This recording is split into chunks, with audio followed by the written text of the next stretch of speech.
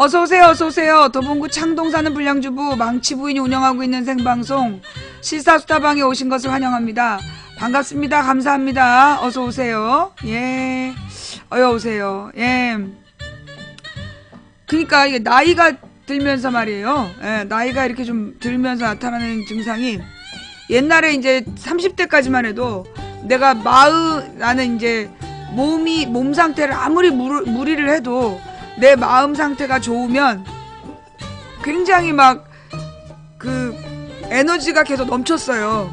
근데 40대가 된 다음부터 40대 중반 45 넘어갈 그때부터 몸이 안 좋으면 마음이 따라가더라고. 45세 이전에는 45세 이전에는 몸이 아무리 피곤해도 마음이 좋으면 몸이 피곤한 줄 모르고 지냈어요. 예. 근데 이제 똑같은 얘기인가?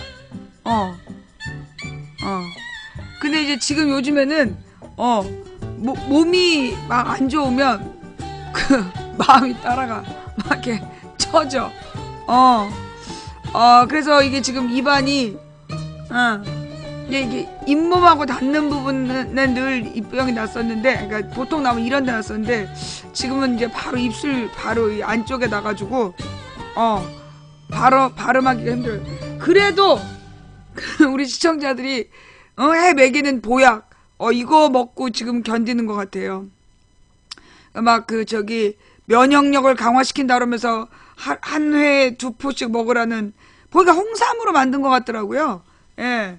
그래서 그거 먹고 시청자가 보내준 비타민 먹고 그러면서 지금 하루하루를 견디어가고 있습니다. 네, 정말 독한 시청자들이에요. 무서운 시청자들이야. 사실 이게 방송하기 전에는 정말 막 눈물이 나는 거야. 너무 힘들어가지고 오늘도 못한다고 그래야지. 나 오늘 진짜 너무 힘들어요. 못할 것 같아요.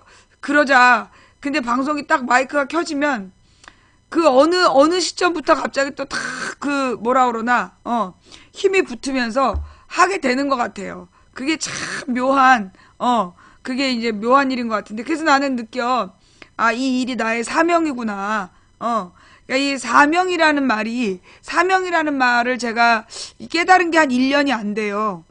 저는 이 사명이라는 게 뭘까? 그러니까 그냥 뭐 소명의식, 그러면 하나님의 명령이다. 하나님의 명령을 따르는 거다. 이렇게 알았단 말이야. 그런데 이제 내가 이게 사명이구나 라고 느낀 건 뭐였냐면, 어느 순간 내 인생이, 나의 이제까지 겪어온 모든 인생이 이걸 하라고 나를 만드셨구나. 내가 겪은 모든 일이 아니야, 1년 좀 넘어갔다. 감옥 갔다 온 다음에, 감옥 갔다 와서 내가 느낀 게, 내가 이 겪은 모든 일이 이게 결국은 이 아프리카 방송을 하게 하시려고 나를 만드셨구나. 그런 생각을 하게 됐어요. 그래서 이제 이게 사명이라는 거구나 라는 걸 이제 깨달은. 그리고 나니까 이제 어떻게 보면 나의 어떤 마음 상태나 몸 상태로는 도저히 감당할 수 없는 일을, 그걸 도저히 감당할 수 없는 일을, 소위 이제 그분께서 역사하시면 가능해진다라는, 예. 그 다음에 이제 어떤 분이 아침에 오니까, 게시판에다 글을 써놓았어요. 망치 부인님, 막 이러면서, 사설 경호업체에 계시는 분인데, 이렇게 본인이 일이 없을 때 저를 경호해주고 싶으시다. 저를 도와주시고 싶다. 이제 그런 말씀을 보내주셨는데, 제가 진짜 말씀 감사히 잘 들었어요. 예, 그렇게 이제 망치 부인을 아끼시고, 혹시라도 망치 부인이 무슨 사고 날까봐 걱정해주시는 시청자분들이, 네, 너무 많아가지고, 정말 감사히 여기고, 제가 그 밑에 댓글을 달았어요. 왜 그런 거 있잖아. 그러니까 이 연예기획사의 사장님이 따로 있잖아요. 그러니까 뭐 어떤 배우한테 무슨 작품 합시다 직접 얘기 안 하고 기획사에다 얘기하잖아. 그래서 저의 경호 문제는 하나님께서 담당하시니까 그분이랑 상의해달라고 그렇게 댓글을 달았어요. 예. 얘가 이제 요즘에 어디 나가면, 네, 얼굴이 좋아 보이죠. 살이 쪄서 그래. 점점 살이 띠룩띠룩 쪄가지고 감당이 안 돼. 저의 경호 문제는 우리 기획사 사장님이신 하 사장님과 예, 함께 해주시기를 그분과 상의해 주시길 부탁드립니다. 이렇게 썼어요. 굉장히 뭔가 이렇게 그 기획사 사장님 같은 예, 이렇게 어떤 분이 하 사장이 누구요? 막 이런 걸 물으시는데 사실 이제 그 얘기가 어떻게 나온 얘기냐면 그러니까 이제 배우나 연예인한테 기획사가 있잖아요. 그래서 악덕 기획사 사장들이 나오잖아. 근데 이제 우리 집은 김 사장, 우리 신랑이 악덕 기획사 사장이다. 이 아프리카 방송을 내가 어떻게든지 이제 안 하고 뺀질뺀질 도망 다니면 기어이 잡아다가 방송하게 한다. 그래서 이제 악덕 김 사장, 그 다음에 이제 그 악덕 김 사장의 배우에는 하 회장, 하 사장님이 계시다. 그래서 이제 그 하 사장과 김 사장이 기획사를 차려서 망치 부인을 계속 굴리고 있다. 이런 뜻에서 이제 하 사장님이라고 애칭을 부른 거예요. 예.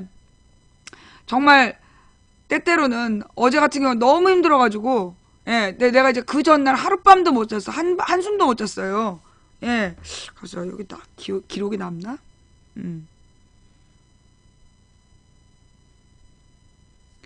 요즘에 잠을 잘 못 자는데 그러니까 불면증을 좀 앓고 있는 것 같아, 내가. 그러니까 걱정이 많아서 그런지 잠을 잘 못 자요. 걱정이 많아서 잠을 잘 못 자는 면이 좀 있는데, 이게 지금 이제 샤오미라는 그 헬스밴드야. 헬스밴드에서 이게 내가 잔 시간이 나오는 건데, 여기 봐봐. 이게 오늘 거고 오늘 옆에 보면 제로야. 한숨도 못 잤다는 얘기예요. 예. 그러니까 이게 한숨도 못 잔 거야. 아니, 근데 이 기도를 하면서 제가 이제 잠이 드는데, 어제도 뭐 거의 2시간 37분밖에 못 잤다고 나오는데, 그러니까 이제 잠을 못 자니까 몸이 더 피곤한 거예요. 그런데다가 이제, 하여튼, 그런 거지. 예. 그러니까 몸이 안 좋아서 마음도 못 따라가는 면도 있고, 마음이 안 좋으니까 몸이 더 빨리 더 피곤을 느끼는 그런 것도 좀 있는 것 같고, 잠을 요즘에 잘 못 자고 있어요. 예, 잠을 잘 못 자가지고 그게 나를 좀 힘들게 하는 것 같아. 이건 언제냐? 12월 8일이면 화요일 날은 좀 많이 잤네. 근데 이렇게 많이 잔다고 누워 있어봤자 깊은 잠을 못 자는. 예. 원래는 운동하려고 샀는데 요즘은 잠을 얼마나 잤나 요거 체크하는 용으로 봤어. 진짜 호흡이 중요한 것 같아요. 제가 뭐라 그러나 호흡이 좀 짧아가지고 아니야, 그러니까 내 호흡이 좀 이상해. 내가 봐도. 그러니까 이제 내가 그랬잖아요. 숨 쉴 틈 없이 바쁘다는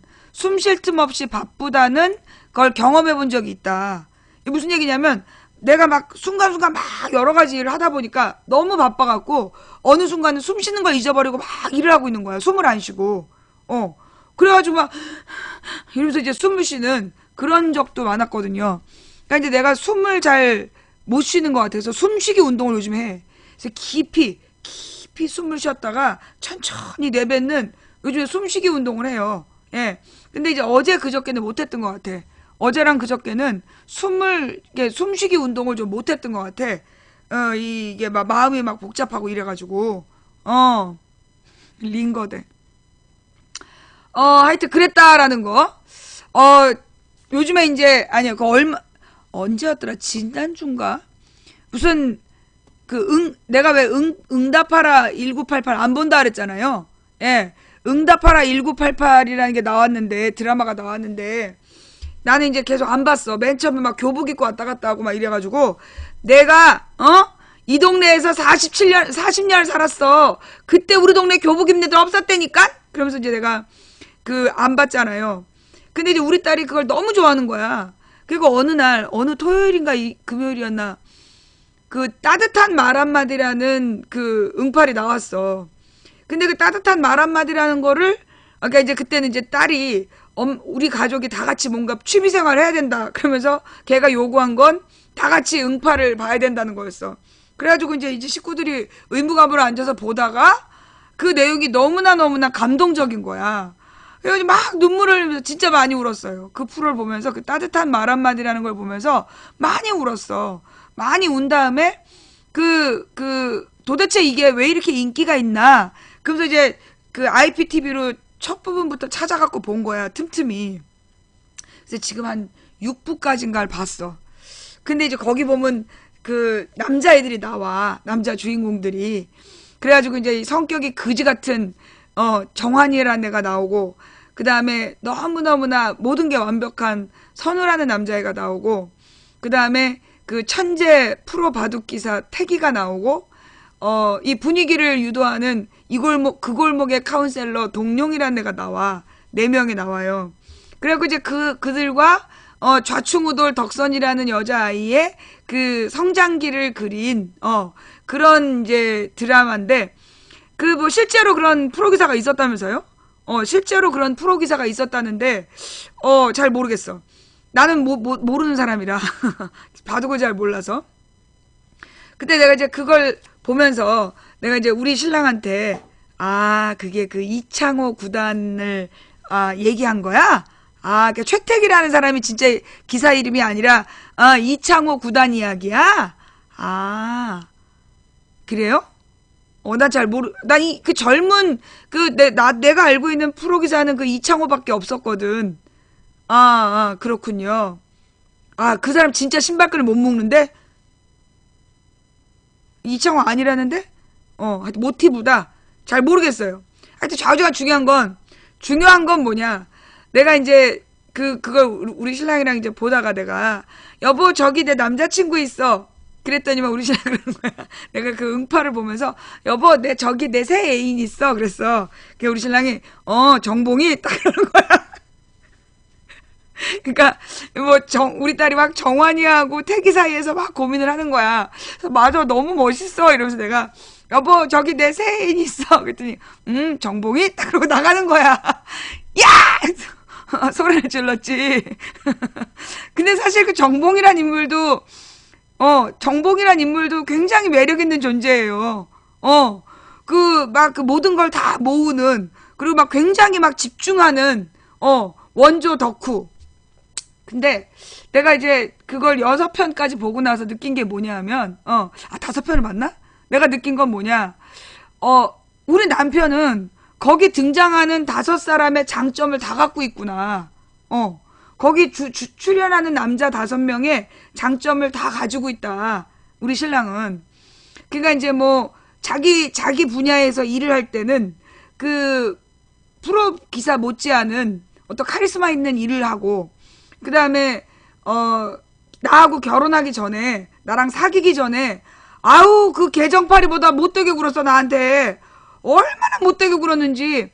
내가 과대표하고 부대표 할 때 뭐라고 막 얘기를 하면 맨 뒤에 앉아갖고 흥치챗 그러고 웃긴다 그러고, 내가 뭘 이렇게 하자고 그러면 막 반대하고, 내가 뭐 부대표 출마했을 때도 반대 절대 반대 뭐 이런 거 쓰고 앉아있고, 너무 못되게 굴었어 나한테.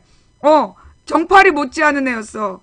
그 다음에 이제 근데 나의 남자친구가 된 다음에는 그 선우가 갖고 있는 어떤 정리정돈 잘하고 너무나 부드럽고 친절한 그런 역할을 하고, 그 다음에 이제 우리 가족들을 웃길 때, 그때는 그리고 이제 이 음악을 듣는 취향은 도롱뇽의 그 특징인 것 같고, 웃길 때는 정말 도롱뇽처럼 우리를 웃겨줘.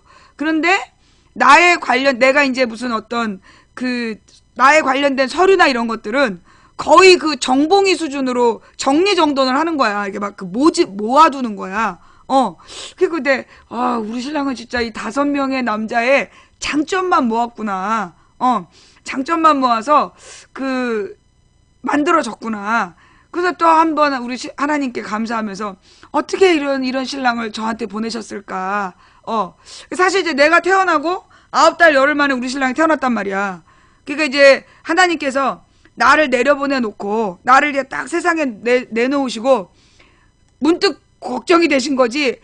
가만 있어봐. 이게 아닌 것 같다. 이거 심각할 수 있겠구나.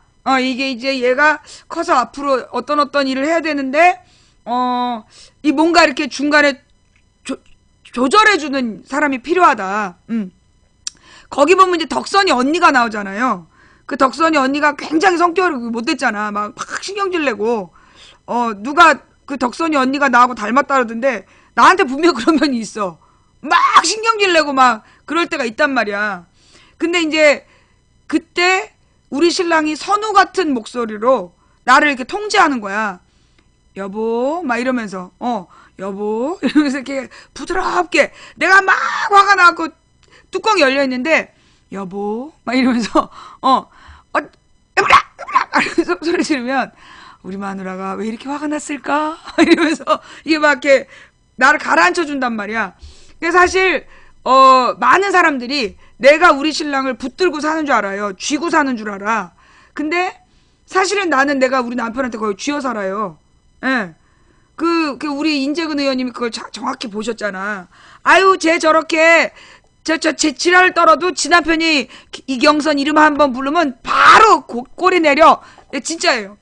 우린 신랑이 나를 부르면 그 마치 무슨 미친 개가 막 난동을 피우다가 어떤 그 음파에 조용해지듯이 막 화가 나 있고 신경질이 나 있는데 우리 신랑이 그 부드러운 목소리로 여보 이렇게 부르거나 이경선 이렇게 부르면 마치 마법에 걸린 것처럼 그 싹 마음이 가라앉아 평안해지고 근데 이게 왜 그러냐면 그 사실은 이제 내가 그 이제 우리 언니 있고 오빠를 데려다 키웠고 내 밑으로 막내 여동생이 있었단 말이에요.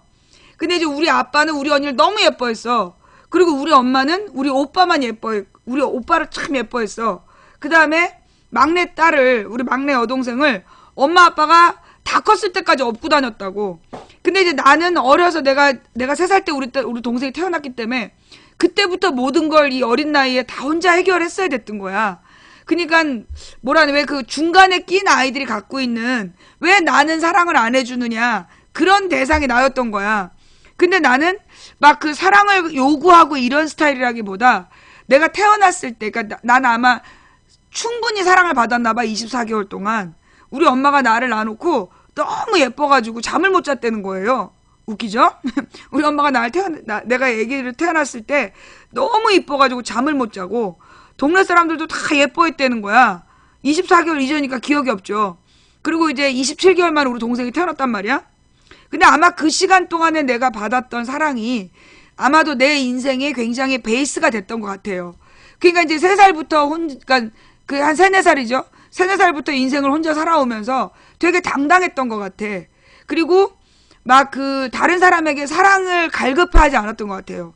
막 나는 누가 나를 왜 안 좋아하지 이런 생각은 별로 안 하고 늘 막 그 나를 누가 좋아하는 거에 대한 부담 이런 걸 안고 살았었던 것 같아. 그러니까 그 시기 태어나서 한 24개월 동안 집중적으로 사랑을 받는 게 굉장히 중요한 것 같아. 나는 그때 내가 우리 언니 얘기를 들어보면 그때 굉장히 많은 사람한테 집중적인 사랑을 받았더라고. 그래서 그 뒤로 내가 굉장히 당당하게 성장을 한 것 같아요. 당당하게 이제 성장을 했는데 그러면서도 어떤 게 있었냐면 그 남한테 의존하지 않고 근데 그 남한테 의존하지 않는 게 좀 더 나아가서 그 다른 사람에 대한 신뢰감이 별로 없었던 거야. 인간에 대한 별로 신뢰감이 없고 그게 되게 컸어요. 그러니까 이제 그리고 우리 엄마가 늘 아팠거든. 엄마가 어렸을 때부터 늘 아팠고 아빠는 계속 그 바깥에 나가서 일주일에 한 번이나 한 달에 한 번씩 들어오는 그런 일을 하셨어. 그러니까 어떤 그 공장을 다 관리를 하셔야 됐기 때문에 집에를 일주일에 한 번이나 한 달에 한 번 들어오고 막 그랬었던 시절이 있었단 말이야. 어린 시절에. 그러니까 이제 아빠나 엄마에게 의지하지 않는 그런 성격으로 내가 자라나면서 부작용이 있다면 누구도 의지하지 않는 거야. 그 의지하지 않는 대신 신뢰도 하지 않는 거지. 선생님도 그렇고, 그리고 내가 2학년 때 선생님을 잘못 만나가지고, 누구도 의지하지 않고, 신뢰하지 않고, 혼자 이제 난 독고다이다. 이런 식으로 살아온 거였죠. 그런데, 그 남편을 만났고, 근데 우리 남편은 어떠냐면, 우리 어머님, 아버님이 굉장히 섬세하신 분이었던 거야. 시골에서 아이들을 키우면서도 일일이 잔소리하고 모든 아들들한테 잔소리하고 모든 아들들을 챙기고 우리 어머님은 막 5분 10분 단위로 자식들이 어디서 뭐 하는지를 다 알아야 되는 그런 스타일인 거야. 그러니까 그런 사랑을 받고 자란 거지. 그리고 이제 우리 아버님이 시골에서 자식들 5을 키우면서 분홍도 아니고 그냥 일반 농부셨는데 자식 5을 똑같이 대학을 졸업시키겠다. 그런 결심을 하시고 이제 자식들을 키워내신 분이에요. 그러니까 나는 우리 아버님을, 내가 이제 한겨레 어떤 기자님을 며칠 전에 인터뷰를 하면서 만났는데 깜짝 놀랐어. 우리 아버님의 모습을 똑같이 닮은 거야. 우리 아버님이 그런 그 기자님이랑 똑같이 생겨. 하얀 머리에. 근데 그 기자님이 약간 좀 도인 같은 느낌이었거든. 굉장히 지식이 깊은, 그래서 어떤 득도한 듯한 이미지를 갖고 있는 기자님을 만났어요. 되게 이제 유명한 기자님이시래. 근데 우리 아버님이 그런 분위기였어. 그러니까 농민이신 분이, 농민이면서 혼자서 한글, 한문, 영어를 다 떼시고, 그래갖고 카츄샤에서 근무를 하셨다는 거야. 그리고 자식들을 그렇게 전부 다 대학을 다 보내고, 우리 신랑이 제일 후진대 나온 거야. 나랑 똑같이 경희대를 나온 게, 우리 신랑의 가문에서는 제일 후진대학이야. 이제 그러다 보니까, 우리 아버님이 굉장히 존경스러운 분이었어요. 내가 이제 결혼할 때 나는 남편하고 우리 신랑은 그냥 결혼할 마음은 없었어. 그냥 내가 만약 결혼한다면 너랑 하지. 근데 뭐 그다지 내가 결혼할 필요는 없다 그랬는데 아버님을 딱 본 다음에 결혼해야 되겠다. 왜냐하면 왠지 내 남편이 저렇게 늙어갈 것 같은, 내 남편이 나이를 먹으면 저런 어른이 될 것 같은 거야. 그러니까 저런 어른이랑 같이 산다면, 저렇게 나이 든 사람이랑 같이 산다면 내 노후가 정말 우아할 것 같다. 그래갖고 내가 결혼을 했잖아. 후회 없이 살고 있는데, 그러니까 이제 우리 남편은 그런 분위기에서 자랐기 때문에 나처럼 막 뭐든지 혼자, 그러니까 어떻게 보면 내가 자기 방어 본능으로 되게 거칠고, 막 누구든지 내 앞길을 막았으면 다 때려부시면서 막 앞으로 가는 성격이다 보니까 너무 모가 나고 딱딱했던 거야. 날카롭고. 그랬는데 이제 우리 남편은 그런 사랑을 받으면서 성장을 한 남편이라, 그리고 되게 이제 이 형제들이 지금도 다 한 가닥씩 한 사람들이야. 그러니까 이제 이 사람들이 지는 걸 못 참는. 그리고 모두들 그러니까 아들 5에게 우리 아버님이 다 바둑을 가르치신 거야. 아들 5에게 다 바둑을 가르치고, 그래서 어려서부터 형제들이 바둑을 두면서 여러 가지 인생의 경우의 수를 맞이했을 때 어떻게 수를 쓴 건지를 이제 배우면서 자란 거지, 형제들이. 근데 부작용이 있다면 절대 안 지는 거야. 누구에게도 지지 않는. 그래서 명절 때 무슨, 뭐 조은현 저리 가라 분위기야. 대국을 둘 때는요, 분위기가 막 지금도 질 수 없는 분위기야. 근데 우리 신랑이 유일하게 형제들한테 져주는, 형제들한테 져주면서 희열을 느낀 그런 스타일이었다는 거야. 형제들이 반드시 이겨야 되고, 지면 싸움이 나는 거야. 지면 막 시끄러워지니까 늘 자기가 져줬대. 그런 사람이 나랑 만난 거야. 근데 우리 집에서는 나는 이제 건드리지를 못하는, 저기 경선이 쟤는 건드리면 안 된다. 뭐 건드리면 집안이 쑥대밭이 된다. 이런 분위기라서 덕선이처럼, 덕선이 누나 보라 같은 존재였어. 아유, 쟤는 건드리지 마라. 아유, 전혀는 건드리지 마. 그리고 막 다들 아유, 네가 참어. 막 이런 분위기를 해서 자란 나와. 그 다음에 늘 지면서 이기는 걸 배우고 자란 신랑이 만난 거야, 내가. 그래서 신랑이 나한테 혼자 다 져줘요. 한 번도 자기 주장을 나한테 강요한 적이 없어. 한 번도 자기의 주장을 막 강요한 적이 없는 사람이라. 근데 이제 뭐라 그러나, 절대 강하게 나한테 강요하지 않으면서 내 스스로 어떤 걸 선택하게 하는 거야. 그런데 그 선택이 반드시 신랑이 원하는 거야. 참 희한하죠. 그러니까 내가 볼 때 우리 신랑이 그래서 정치를 하는 것 같아. 이 정치라는 게 자기의 주장을 막 강하게 하는 게 아니라 자기가 원하는 방향으로 상대방을 이끌어내는 게 정치잖아요. 근데 우리 남편이 그래. 그러니까 나 같은 경우는 나의 주장을 막 강요하는 스타일이고, 우리 남편은 절대 자기 주장을 강요하지 않아. 그런데 상대방이 그 일을 하게끔 해. 그냥 내가 매번, 그래서 어느 결정은 내가 다 했단 말이야. 결정을 다 하고 다 완성된 뒤에 보면 이건 내 방향, 내 스타일이 아니야. 내 스타일이 아닌 일이 늘 이루어져 있는 거야. 그래서 이거 뭐지? 결국은 이게 이제 우리 신랑의 뜻대로 일이 다 이루어진 거예요. 그러니까 이제 아주 고도의 설계자지. 우리 남편 되게 고도의 설계자이고, 그러면서 이제 사람의 마음을, 그러면서 또 기분 나쁘지 않게 자기가 원하는 방향으로 유도해내는 그런 사람이야. 그러니까 내가 볼 때는 그러니까 지구상의 70억 인구 중에 70억인지 80억인지 지구상에 존재하는 인간 중에 나를 컨트롤할 수 있는 인간 유일하게 우리 신랑이야. 나를 컨트롤할 수 있는 유일한 존재가 우리 신랑이야. 그러니까 이제 정말 천생연분이죠. 그래서 이제 그 남편을 만나서 이렇게 살아오면서 그런 것 같아. 그러니까 우리 남편이 그런 얘기를 했어. 기분 나쁜 얘기인데 배우자 중에 너무나 이 한쪽이 모자라게 느껴진다면 내가 볼 때 자기가 볼 때 자기 배우자가 너무 모자라게 느껴진다면 그건 자기가 완벽하기 때문이다. 이게 이 부부는 하나의 원과 같아서 왜 우리 어렸을 때 그 이가 빠진 동그라미라는 노래가 있었어요. 그리고 그게 무슨 그림 우화 같은 거였어.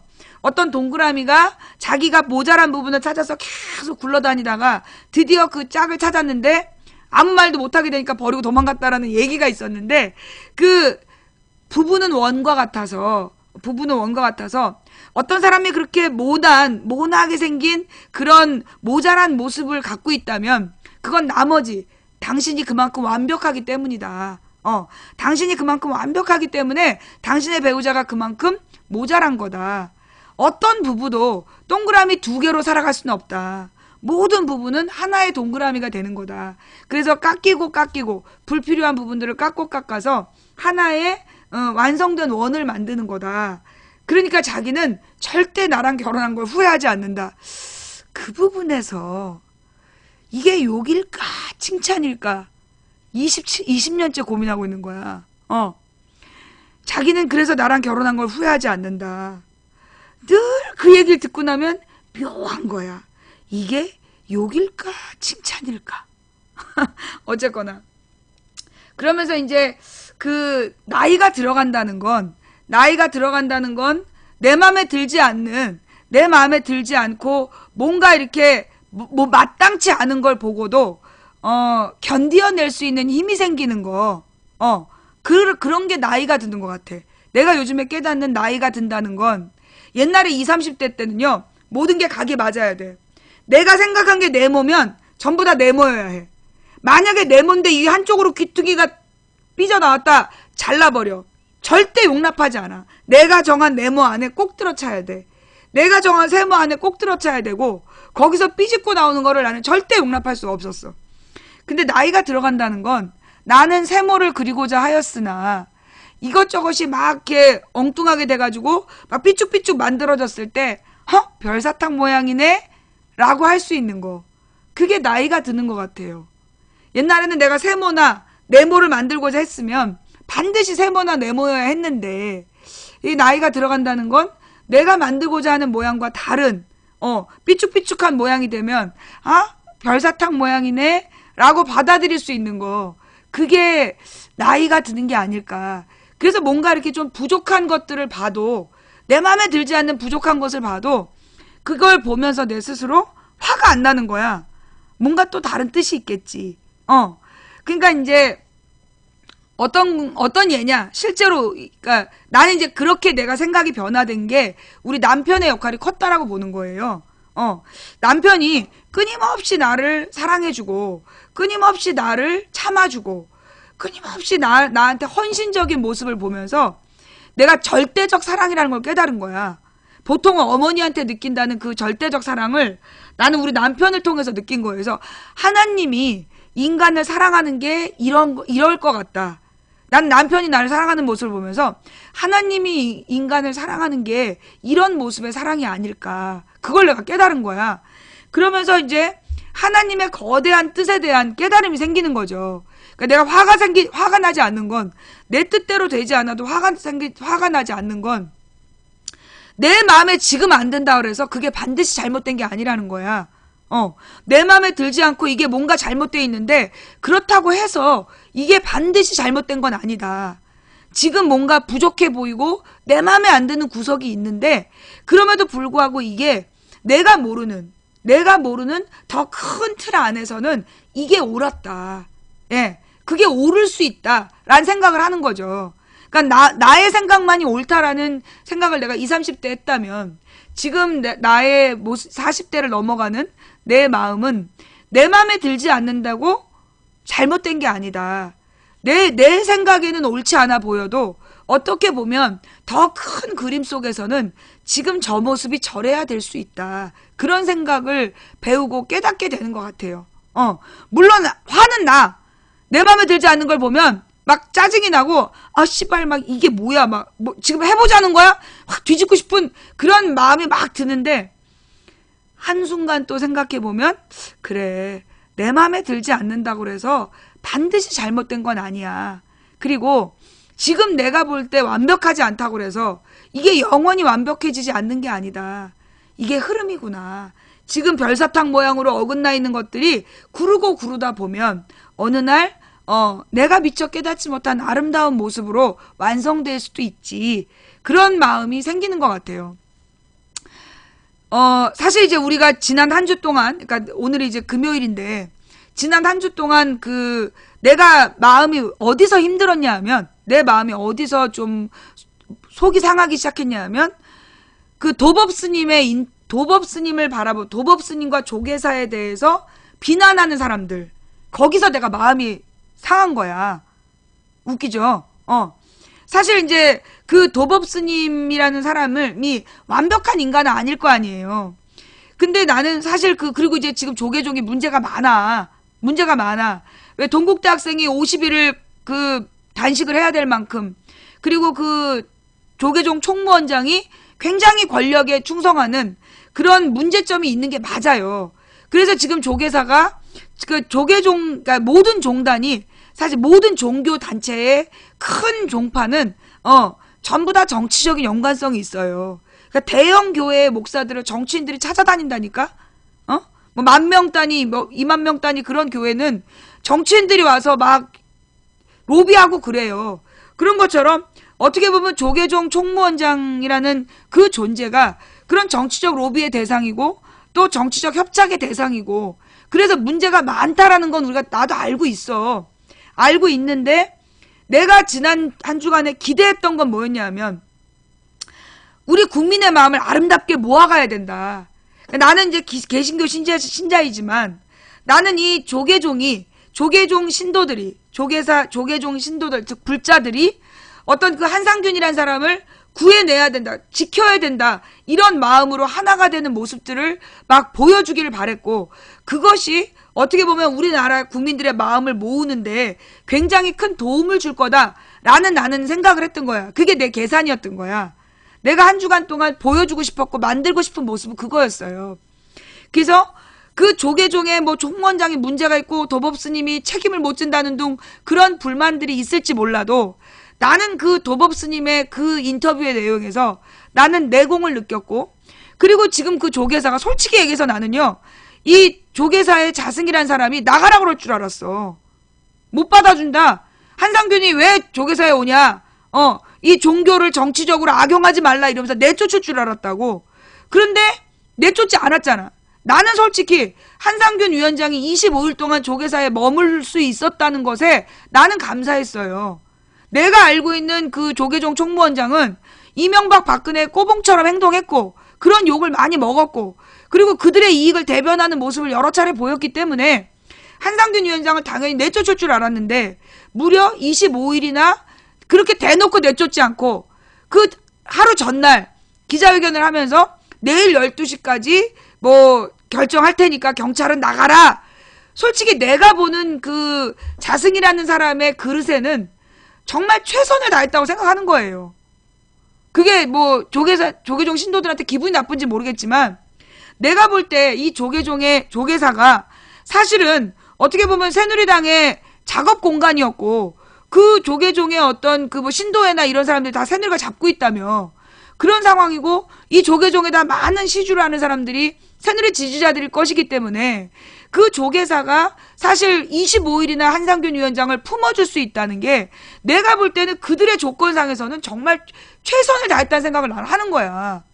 그리고 도법스님이 막 많은 사람들이 도법스님의 문제점을 지적하는 나한테 진짜 텔레그램 많이 왔어. 텔레그램이나 문자로 도법스님을 믿지 마라. 도법스님이 좋은 사람이 아니다. 이런 얘기를 참 많이 했는데 내가 도법스님을 판단했던 내가 도법스님에 대해서 좋게 이야기하고자 했던 단 하나의 이유가 뭐냐면 한상균 위원장이 자기가 때가 되면 도법스님과 함께 출두하겠다 했던 말. 내가 도법스님에 대해서 우리 방송에서 그렇게 칭찬을 했던 단 하나의 이유는 솔직히 뭐였냐면, 솔직히 뭐였냐면, 그 한상균 위원장이 그 저기 뭐야 6일날이었나? 7일날이었나? 인터뷰를 그 기자회견을 하잖아요.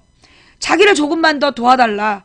조금만 더 의탁할 테니 자기를 좀 지켜달라. 그런 얘기를 하면서 자기가 때가 되면 그 도법스님과 함께 경찰에 출두하겠다라는 기자회견을 했잖아요.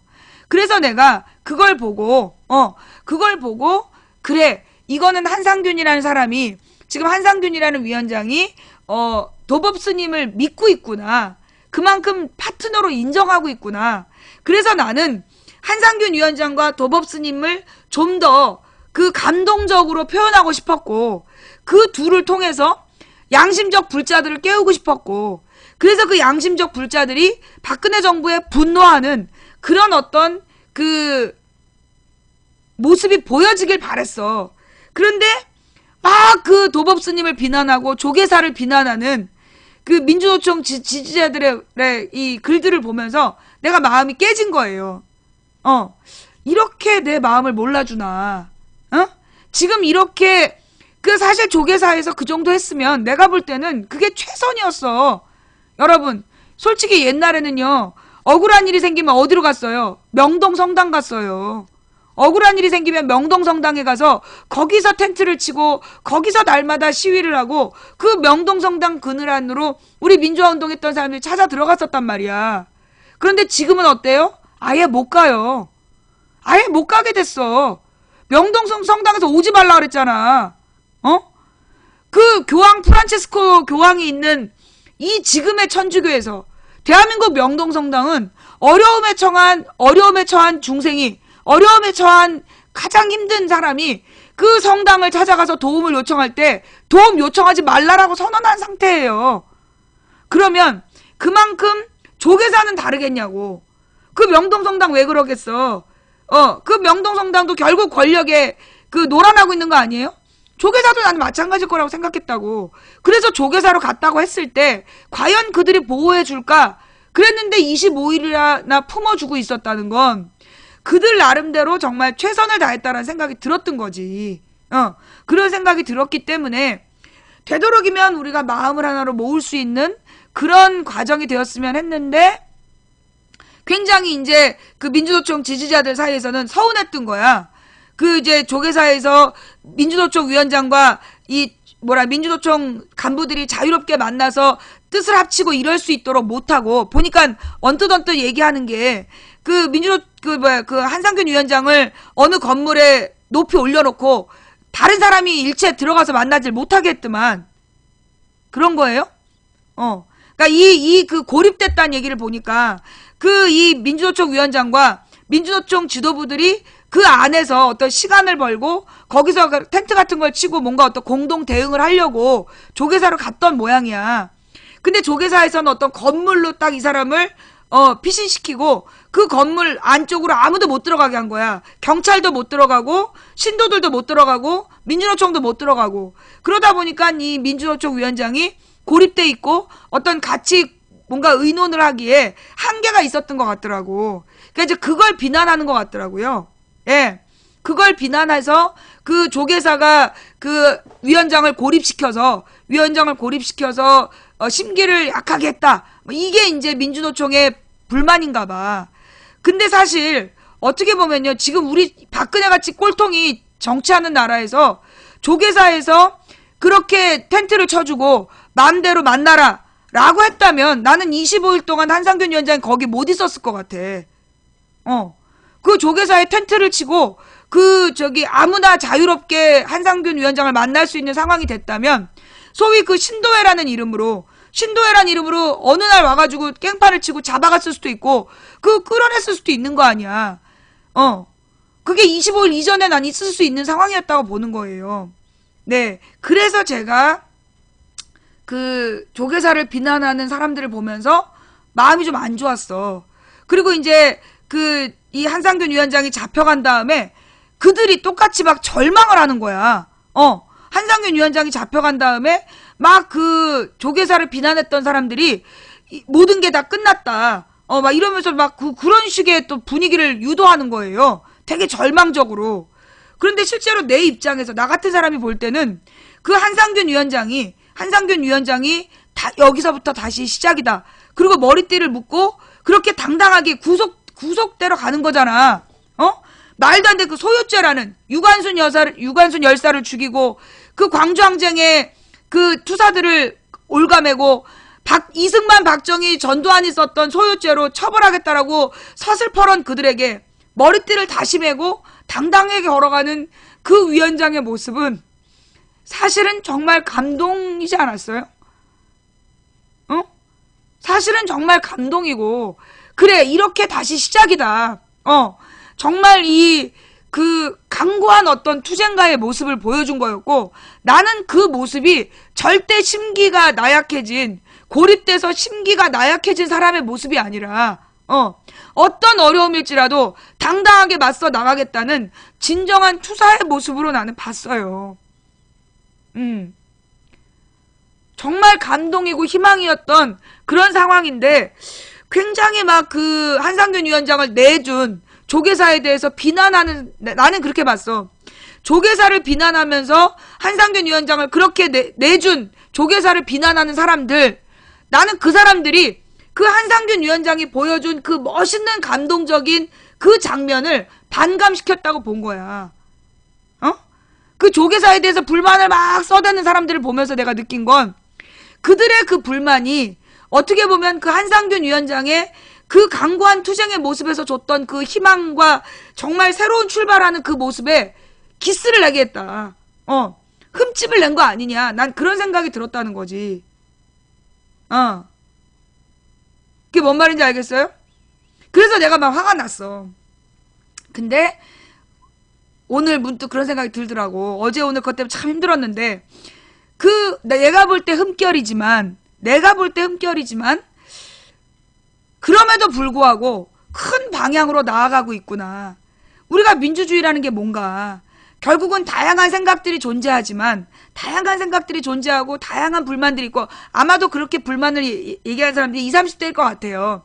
젊고 아직까지 모든 게 내가 옛날에 생각했던 것처럼 모든 게 각이 맞아야 돼. 그 모양 안에 다 들어가야 돼. 강고한 투쟁은 이런 거야 라고 생각하는 사람들이 볼 때 불만이 있어서 그렇게 비판을 하는데, 그 비판이 내 마음에는 흠집을 내는 것 같고 마음에 안 들지만, 어떻게 보면 그런 비판들도 그런 것들조차 없다면 사실 그거야말로 짠 거 아니냐.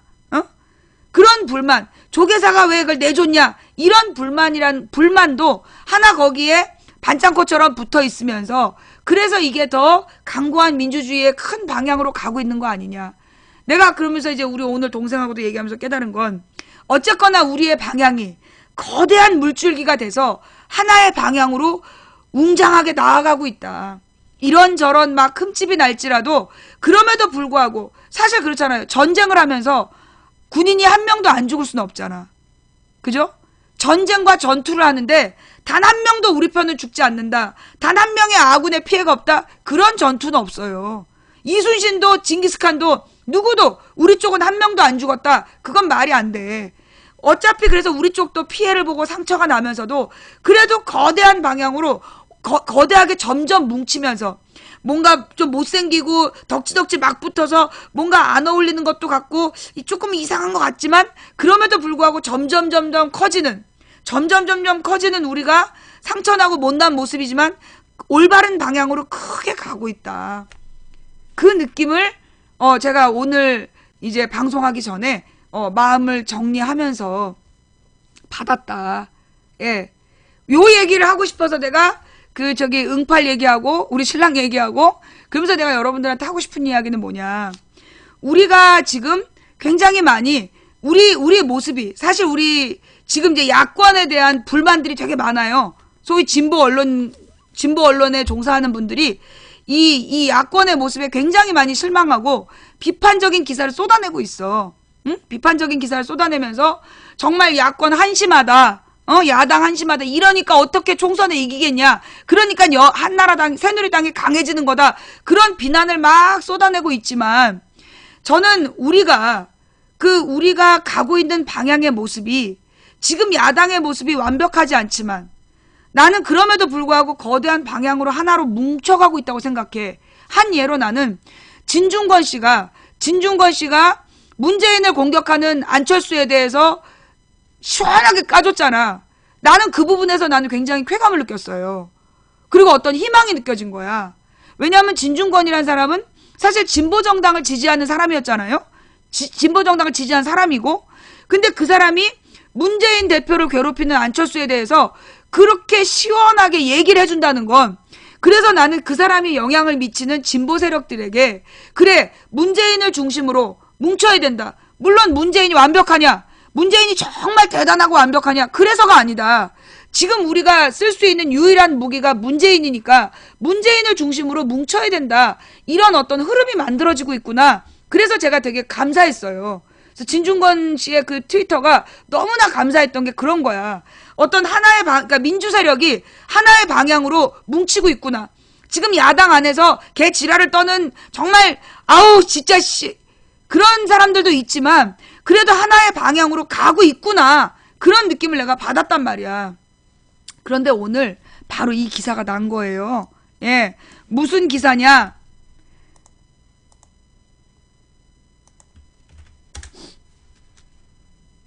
이게 이제 그 기사라기보다 어떤 주장하는 부분이더라고요. 예. 어떤 주장을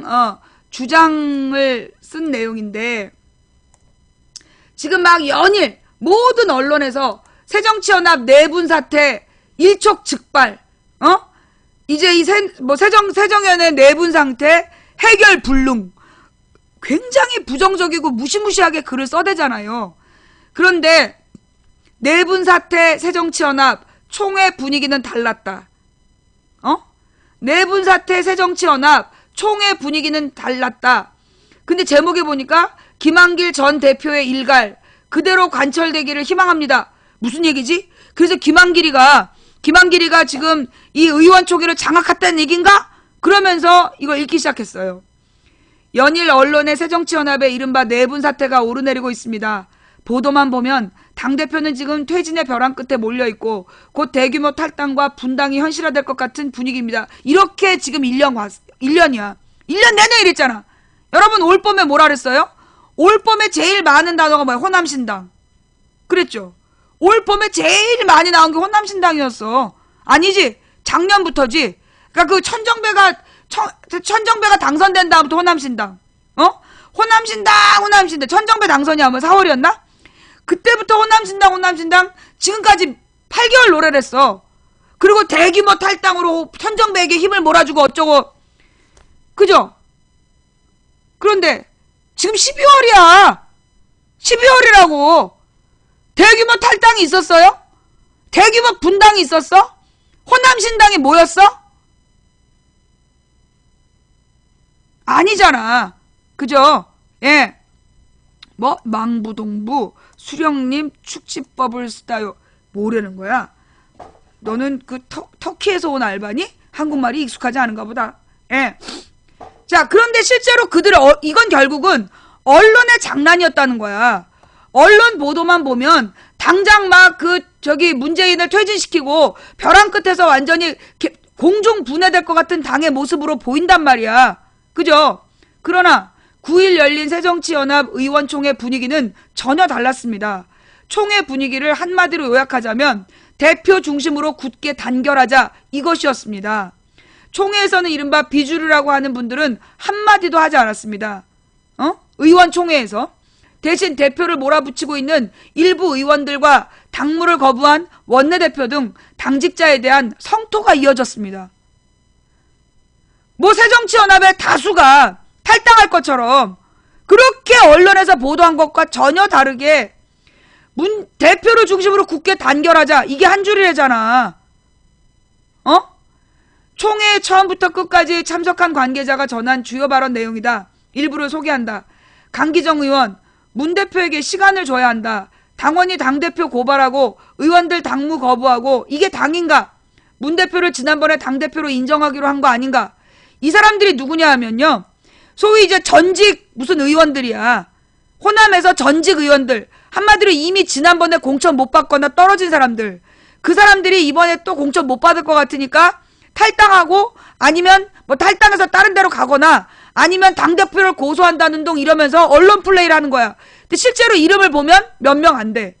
실제로 몇 명 안 되는 것들이 무슨 의원도 아니고 당원이래. 당원은 언제 가입한 거야? 그 사람들은 정당활동 얼마나 열심히 한 건데 당원 몇 명이 당대표 고소한 걸 가지고 무슨 엄청난 일이 벌어진 것처럼 대대적으로 고발하고 지랄 연병을 한 거예요. 그러면서 이 의원들은 당무를 거부하고 이게 당이냐?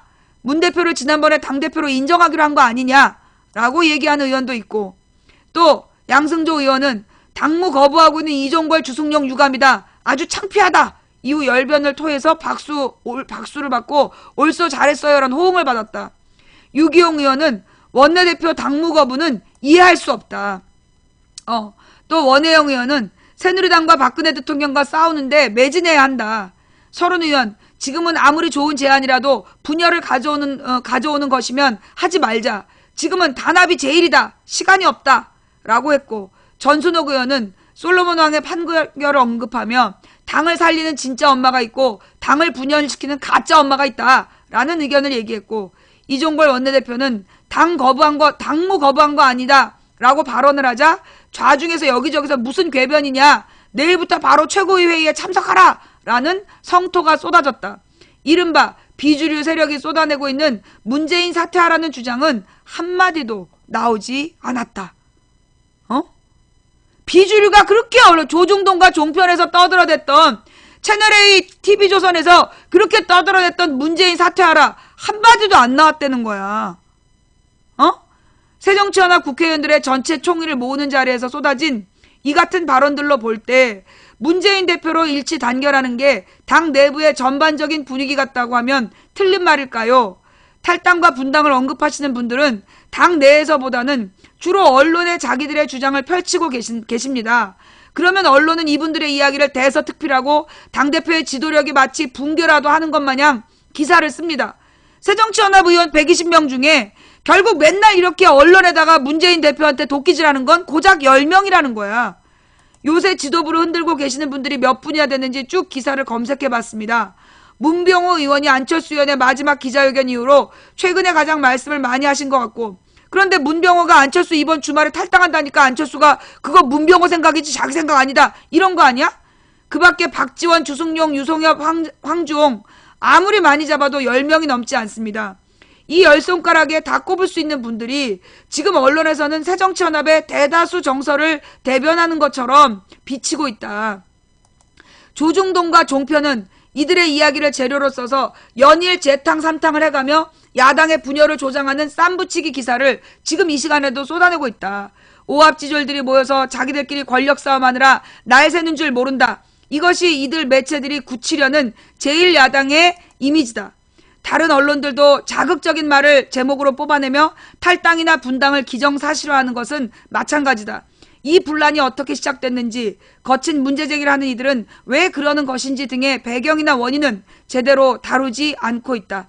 언제 누가 탈당할 건지, 얼마나 탈당할 건지, 총선에서 어떻게 유불리할 건지 등 지금 언론의 주요 관심사는 이것뿐인 것 같다. 이래서는 조중동 종편과 다를 게 뭔지 알 수가 없다. 언론도 쉽게 섭외되는 의원들 말고 다른 의원들의 속내는 뭔지 찾아내 전해야 한다. 그냥 생중계만 하더라도 그렇게 해야만이 비로소 가장 기본적인 생중계 요건이 되는 것이다. 누가 어퍼컷을 날렸느니 누가 스트레이트를 장렬시켰느니 지금 야당의 논란을 전하는 기사들과 복싱 경기 중계가 어떤 차이가 있는지 알 수가 없다. 경마식 중계 보도를 지향한다. 정책을 보도한다. 정치인의 말을 전하기 전에 그 배경과 의도를 파악한다 등등. 이런 정치 보도의 대원칙은 어디로 간 걸까요? 이런 원칙이 있었나 봐. 경마식 중계 보도, 누가 이런 말했다 누가 이런 말했다 이런 식으로 막 쏟아내지 않겠다. 그리고 말보다는 정책을 보도하겠다. 이런 원칙이 또 있었나 봐. 또 정치인의 말을 전하기 전에 그 배경과 의도를 파악한다. 이런 정치 보도의 대원칙은 이런 원칙이 있는지 몰랐어. 그러면 이거 지금 채널A TV조선은 문 닫아야 돼. 채널A TV조선 MBN은요 문 닫아야 돼요. 그죠? 이런 대원칙을 어겼기 때문이죠. 언론이 민주주의를 감시하고 지켜내는 제4의 권력임을 인정한다면 야당에서 벌어지는 분란을 무책임하게 보도할 것이 아니라 민주주의 발전이라는 명제에 입각해서 더욱 책임있는 보도를 통해 대한민국의 제1야당이 올바르게 설 수 있도록 감시하는 게 제 역할이 아닐까요? 대표를 그만두고 이 시점에서 목소리를 높이는 분들 또한 총선 승리라는 대의를 그르치고 있는 것이 과연 누구인지 대표를 그만두라고 이 시점에서 목소리를 높이는 사람들도 총선 승리란 대의를 그르치고 있는 것이 과연 누구인지 생각해보면 좋겠다. 당 내에서가 아닌 언론에 대고 연일 대표가 물러나지 않으면 이 당은 끝났다라고 하는 것이 어떤 효과를 가져올 것인지 곰곰이 따져봤으면 좋겠다. 어제 의원총회에서 발언한 여러 의원들이 문 대표의 호위무사도 아닌데 왜 문 대표를 중심으로 단합하자는 말을 울분에 차서 쏟아냈겠는가. 깊은 고민의 결과임에 틀림없을 것이다. 양승조 의원은 2년 전 최고위원 시절을 이렇게 말했다. 박근혜 대통령은 국정원이라는 무기로 신공안 통치와 신유신 통치로 박정희 대통령의 전철을 밟을 수 있다는 국민의 경고를 새겨들어야 할 것이다. 장하나 의원은 국정원 등 국가기관이 대선에 개입한 사실이 밝혀진 이후 의원회관 사무실에서 박근혜 퇴진 피켓을 들고 국회의원으로서는 처음으로 대통령의 퇴진을 요구했다. 이에 대해 당시 김한길 대표가 의원총회에서 한 발언을 소개하겠다. 그러니까 양승조가 박근혜를 비판하고 장하나 의원이 박근혜를 비판했을 때 퇴진하라고 했을 때 그때 김한길이가 의원총회에서 한 발언이래요. 당의 단결을 해치거나 당 이해와 배치되는 언행에 대해서는 대표로서 단호하게 임하겠다. 때로는 개인 소신 발언이 당 전력을 훼손시키기도 한다는 점을 감안해 각자 발언에 신중을 기해주길 바란다. 이 원칙대로 딴소리하는 새끼들 몽땅 잘라야 된다. 공천 배제를 해야 된다. 대표를 물러나라고 한 것도 아닌데 일치되어야 될 전선을 흐트렸다는 이유로 이렇게 강경하게 기강 단속을 벌였던 김한길 전 대표의 일갈이 지금에도 그대로 관철되기를 희망합니다. 이 말은 뭐냐? 김한길이 얘기한 거를 다시 얘기하면 당의 단결을 해치거나 당 이와 배치되는 언행에 대해서 안철수, 주승용, 이종걸 등등이죠. 대표로서 단호하게 임하겠다. 문 대표가 이렇게 얘기를 해야 된다는 거야. 때로는 개인의 소신 발언이 당 전력을 훼손시키기도 한다는 점을 감안해서 조경태한테 하는 말이야. 각자 발언에 신중해 주길 바란다. 안 들으면 계속해서 언론에 대고 뻘소리하면 다 공천 주지 마라. 이런 얘기네요. 응? 뭔 말인지 알겠어요? 지금 이제 오늘 나한테 또 두 가지 얘기가 들어왔어. 권은희 의원에 대해서 실망했다. 권은희 의원에 대해서 실망했다. 그 다음에 유승희 의원인가가 문재인 대표 사퇴하라 그렇게 주장을 했다며. 난 이게 유승희 의원은 옛날부터 좀 문제가 있다고 봤어. 그 연분홍 치마가 봄바람에 그럴 때부터 이 사람은 국회의원 하면 안 되겠다는 생각을 좀 했는데 그 사람 말고 권은희 의원. 이 권은희라는 사람은 누구예요? 소위 국정원 댓글 사건하고 연관되어 있고 그 억울하게 희생된 수사과장이었잖아. 근데 이 사람이 요즘에 소위 그 김한길류에 붙어 다닌다. 그러니까 김부겸을 따라다니고 김한길류에 붙어 다닌다. 이런 이제 비난이 들어온 거야. 근데 진짜 그랬어요? 권은희 의원이 이렇게 그 문재인을 비판하고 그랬어요? 내가 확인을 못해서. 그 권은희 의원이 그렇게 직접적인 발언으로 문재인 대표 물러나라 이런 얘기를 했어요?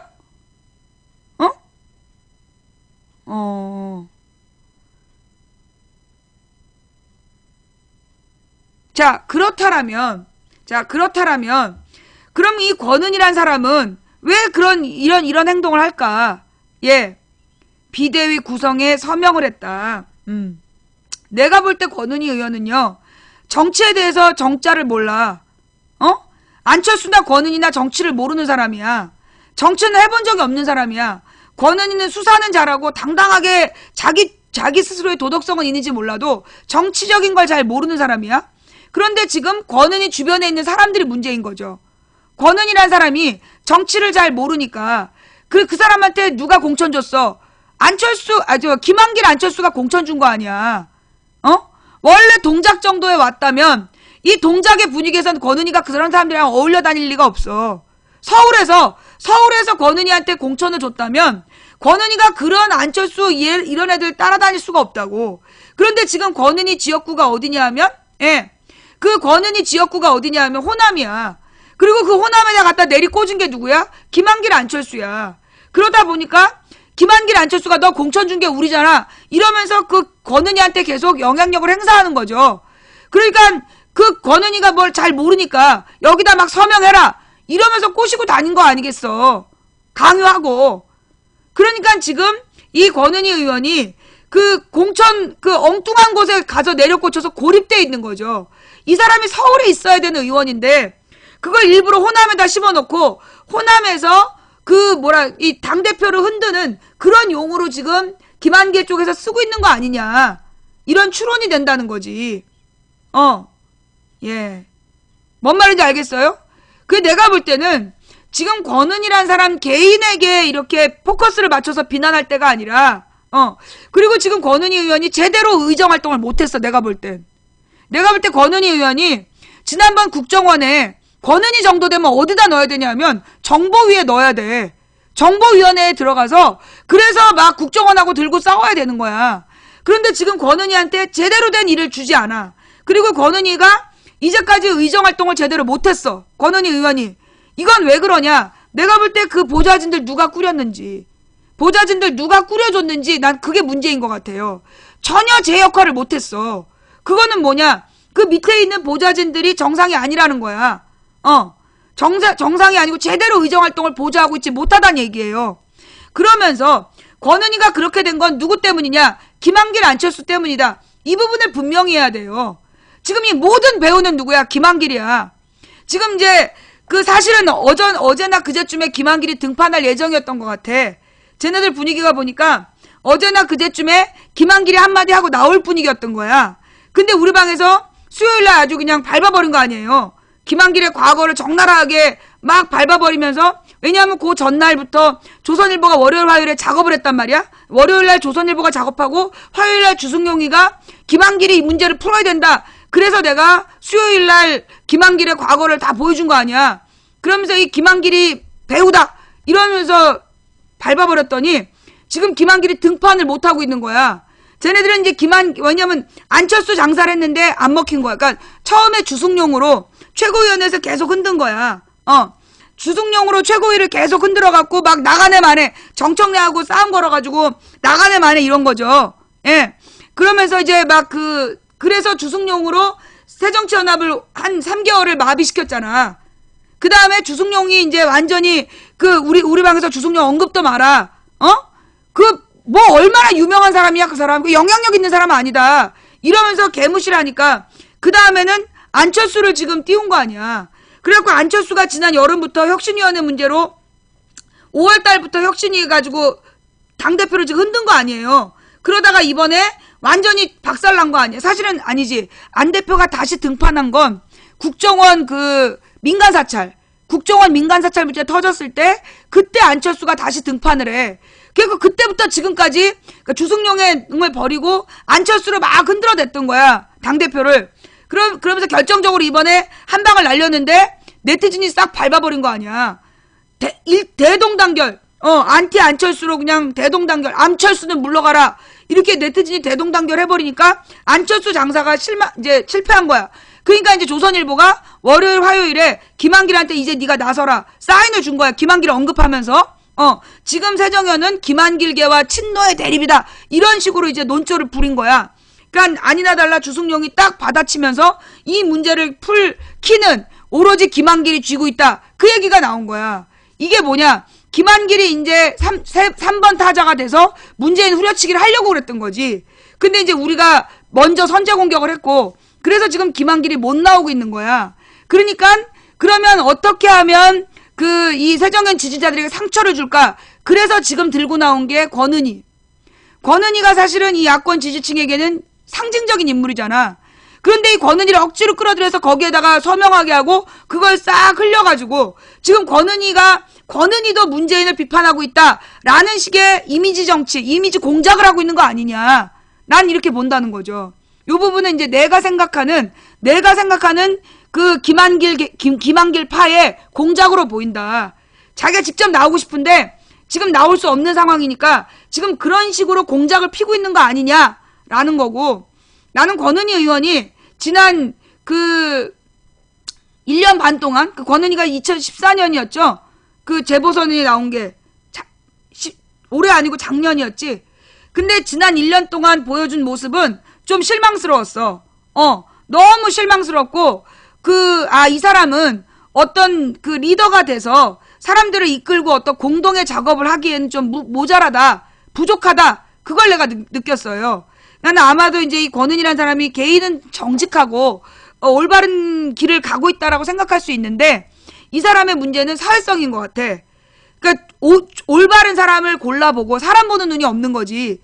사람을 좀 제대로 알아보고 괜찮은 사람으로 그 비서진을 꾸려서 제대로 된 의정활동을 했어야 됐는데, 뜬금없이 출마하고, 그러니까 뜬금없이 공천받고 준비 없이 국회의원이 되다 보니까 지난 활동은 굉장히 나는 마이너스를 주고 싶어요. 권은희 의원은 지금까지 보여준 모습으로는 다시 공천 주기 좀 어렵지 않냐? 다시 공천 주기 좀 어렵다라는 느낌이 좀 들고요. 그럼에도 불구하고 권은희의 본심은 굉장히 선한 사람일 거라고 난 기대해. 내가 권은희를 만나봤잖아. 내가 볼 때 이런 말하면 뭔데, 권은희 과장을 내가 직접 만나봤는데, 그때 왜 국정감사 할 때 권은희라는 사람의 눈빛이 굉장히 맑은 사람이었어요. 그러니까 이 사람은, 그러니까 여러분들이 인정할지 못할지 모르지만 내 의견은 권은희 의원은 사람 보는 눈이 없는 것 같다. 그런데 내가 본 권은희는, 여러분, 나는 좀 그래도 사람 볼 줄 알지 않아요? 내가 사람 보는 눈이 좀 있지 않아요? 내가 본 권은희는 영혼이 맑은 사람이다. 악한 사람은 아니야. 다만 정치를 모를 뿐이지. 그래서 나는 이 권은희 정도는 현재까지의 의정활동은 전부 다 마이너스다. 지금 권은희 의원이 해야 될 일은 보좌진을 몽땅 잘라야 된다. 보좌진을 몽땅 자르고 그 내년 총선을 준비하는 새로운 팀을 꾸려야 된다. 새로운 팀을 꾸리는 게 맞다라는 조언을 해드리고 싶고요. 예. 그리고 이 권은희 의원이 정말 다시 한번 의원이 되고 싶다면 지금 있는 김한길, 안철수계 그쪽에서 온 사람들하고는 관계를 끊어야 된다. 걔네들은 절대 당을 살리지도 않고 권은희 당신의 존재를 살려줄 사람도 아니다. 이렇게 쓰레기처럼 써먹는 거야. 권은희라는 상징적인 인물을 그때 그렇게 쓰레기처럼 공천을 주더니 지금 또 이렇게 쓰레기처럼 써먹는 거야. 그 귀한 보석을. 나는 권은희 의원이 물론 내 방송을 모를 것 같은데, 내 방송을 혹시라도 권은희 의원 주변에서 말할 수 있는 사람이 있다면 권은희 밑에 있는 사람들 싹 자르고 물갈이 하라고. 물갈이해서 쓸만한 의원 보좌진으로 바꿔라. 그리고 이 좀 뭐라 그러나, 지금 권은희 의원이 해야 될 일은 문재인에게 힘을 보태는 거다. 아무데나 서명하지 말고 지금은 문재인에게 힘을 보태는 거다. 그런데 이 문재인하고 힘을 보태는 게 뭔지 잘 모르겠고 좀 어리버리하다 싶으면 적어도 486이라도 같이 다녀라. 486 밑에 사람들이라도 같이 가서 만나고 정치를 좀 도와달라. 어떻게 하는 게 옳은지 알려달라. 라고 얘기를 해라. 내가 해주고 싶은 얘기는 그 정도예요. 나는 이 권은희라는 사람이 인간적으로는 굉장히 맑은 사람이라, 그리고 이 상징성을 아직 우리가 다 활용하지 못했기 때문에 한 번 더 기회를 줄 수도 있는데, 그렇게 제대로 해낸다면 기회를 주시고, 여전히 권은희 의원이, 나는 오늘이 마지막이라고 봐. 권은희 의원이 다시 한번 김한길 공작에 이름이 등장하면 나는 다시는 권은희 의원을 편들지 않을 거야. 다시는 기회를 주라는 얘기 하고 싶지 않아. 예. 권은희 의원이 또 한 번 김한길, 안철수, 이현주 이런 애들이랑 어울려가지고 엉뚱한데 이렇게 서명하고 이러면 나는 다시는 권은희 의원에게 기회를 주라만 하고 싶지 않아. 마지막이에요. 이러니까 내가 무슨 당대표 같아? 와, 당대표도 이렇게 못하는데? 예. 하여튼 그래서 지금 새정치연합에 대해서, 지금 새정치연합에서 이 나오고 있는 분위기는요, 지금 나오고 있는 분위기는 이 새정연을 계속해서 언론에서 흔들었잖아. 그런데 나는 이 기사에서 뭘 봤냐? 여러분이 각 의원들한테 그동안 작업 많이 하셨구나. 우리 방에서 한 2주 전인가 결의를 했잖아요. 의원실에 다 얘기를 해서 우리는 문재인 대표 중심으로 똘똘 뭉치길 원한다. 그렇게 우리 의사를 표현하는 운동을 하자라고 주장을 했단 말이야. 그리고 나서 내가 볼 때 이 발표가 나온 거는 여러분들이 아마 그 의원들한테 전화해서 문 대표를 중심으로 뭉쳐라, 그런 이야기를 적극적으로 한 결과가 아닐까라는 생각이 들어요. 그래서 물론 그래서인지 아닌지는 모르겠지만 일단 우리들의 이런 바람이, 우리들의 이런 소망이 어느 정도 지금 이루어진 것 같다. 그러니까 120명 의원 중에서 10명도 못 채웠어. 120명 의원 중에서 안티 문재인이 10명도 못 채웠어. 그 얘기는 뭐냐면 그만큼 지금 우리의 뜻이 전달되고 있다는 거예요. 제가 잘못 본 건가요? 제대로 본 건가요? 응? 나는 지금 이 새정연 의원들이 이 의원총회에서 문재인을 중심으로 똘똘 뭉쳐서 분열이 아닌 단결로 가야 된다라는 의견을 모은 것이 나는 우리들의 강렬한 소망, 이 소망이 저들에게 전달됐기 때문이라고 봅니다. 예. 그게 여러분도 동의하십니까? 그런 우리의 열망이 지금 전달된 거다. 예. 제가 제대로 본 거 맞아요? 제대로 본 게 맞다라고 생각되시면 손. 예. 망치 부인이 제대로 본 것 같다. 지금 우리가 그런 작업을 했고 그 결과 지금 의원들이 제대로 본 거 맞아요?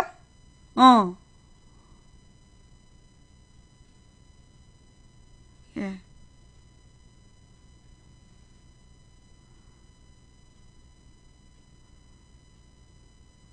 예. 제대로 본 게 맞다면, 제대로 본 것이 맞다면, 일단 말이에요. 제가 볼 때는 지금 언론에서 주도하는 탈당 및 분당쇼는 내가 볼 때 실패한 거라고 봐. 너무 성급한가? 내가 볼 땐 그 채널A TV조선이 바람 잡고 이 주연, 박지원, 조경태, 안철수, 김한길, 그 문병호, 뭐 이런 사람들이 짜왔던 이 탈당 분당극은 내가 볼 땐 실패한 것 같아요. 지금 아마 얘네들 나가라고 해도 안 나갈걸? 그죠? 내가 볼 때 나가라고 해도 안 나갈 것 같아. 그래서 일단 탈당 분당에 대한 언론 보도는 결국은 뭐였다? 이거 역시 세월호 전원구조 같은 허위 보도였던 거야. 탈당 분당 새정치연합의 내용, 당내 내용, 탈당 분당, 대거 탈당 분당, 주말에 100여 명이 탈당한다며. 또 어디 갔어? 주말에 30명 의원이 탈당한다며. 근데 탈당이라고 얘기했던, 탈당할 거라도 안철수도 아니라고 그러고 박지원도 아니라고 그러고, 그 뭐야 지금? 결국은요, 지금 새정치연합의 내용이라는 모든 보도는 세월호 전원구조와 마찬가지로 허위 보도였던 거야. 예, 허위 보도였던 거예요. 자, 어쨌거나 지금 얘네들은 탈당한다고 주장만 하고 안 나가고 있는 얘네들 해당 행위한 거야.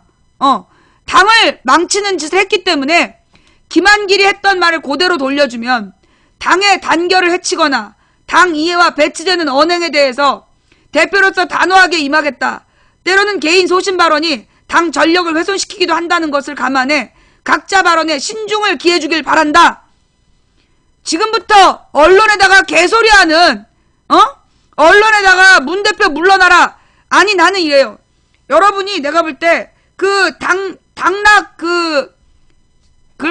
당락부를 만들어야 돼. 얘는 낙선시켜야 된다. 당선시켜야 된다. 물론 잘못하면 이게 공개되면 선거법 위반될 수 있으니 여러분 마음에 그 당선과 낙선의 기준을 정했으면 좋겠어요.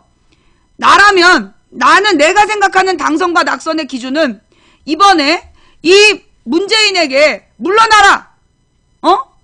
통합전대를 통합전대가 아니라 혁신전대를 주장한 애들.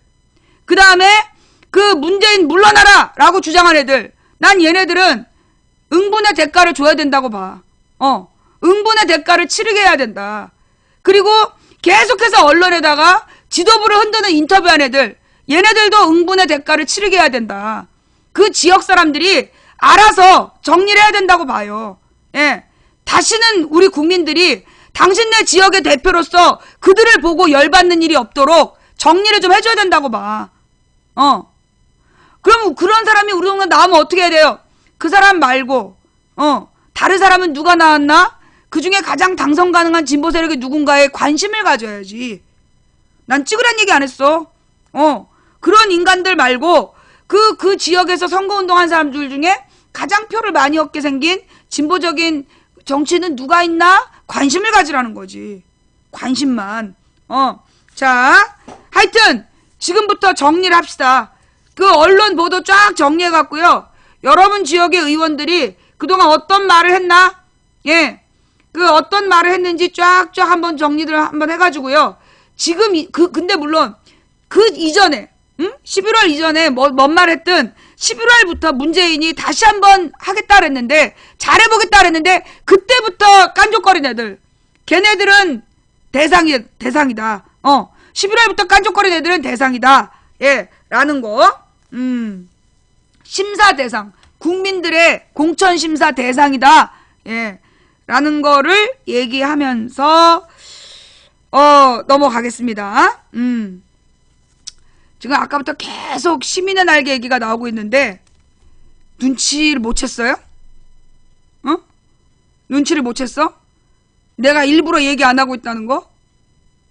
내가 지금 할 수 있는 최선이야. 내가 할 수 있는 지금 최선은 아무 말 안 해주는 거야. 뭔 말인지 알겠어? 쓰지 마. 뭔 말인지 알겠지?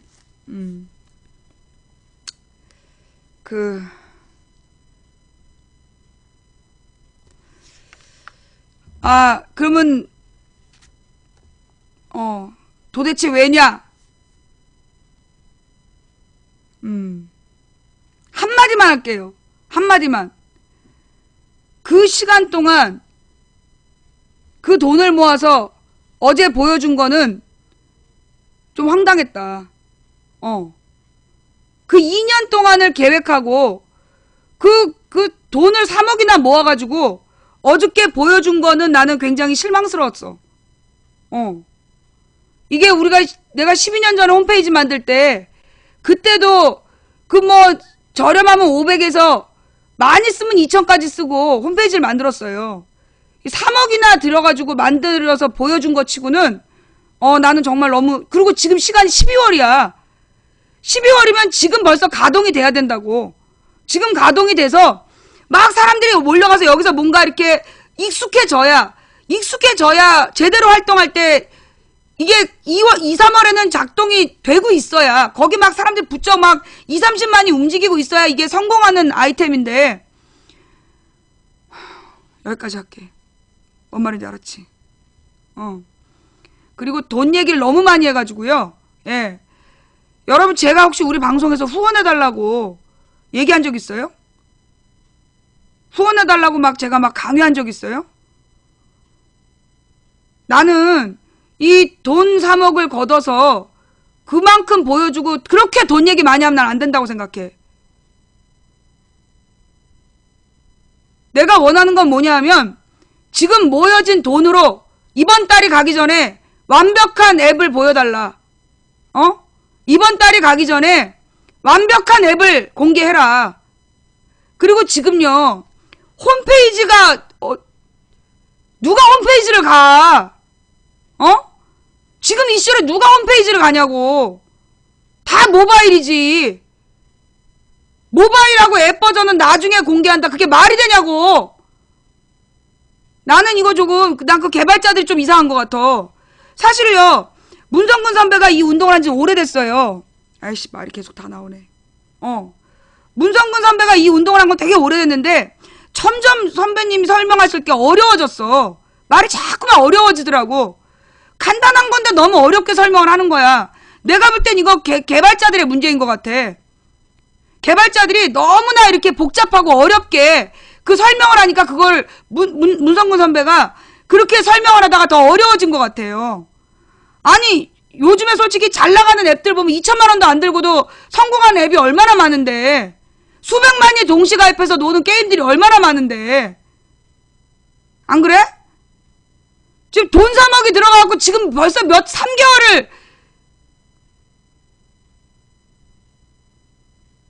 프락치까지는 아니고 난 이 개발자가 말만 많고 실무 능력이 떨어지는 거 아닌가? 솔직히 그런 생각이 들었어. 문 대표한테 화가 난 게 아니라, 문성근 대표한테 화가 난 게 아니라, 그 개발팀이, 이 돈은 엄청 먹으면서, 돈은 엄청 받으면서, 제대로 된 개발 못하는 거 아니냐. 내가 홈페이지를 만들어 봤다고. 물론 내가 직접 만든 게 아니라, 나 기획자 딱 한 명 데리고, 코딩하는데 한 명 데리고 내가 홈페이지를 만들어 봤어요. 근데 어저께 보여준 건 진짜 너무 아니었어.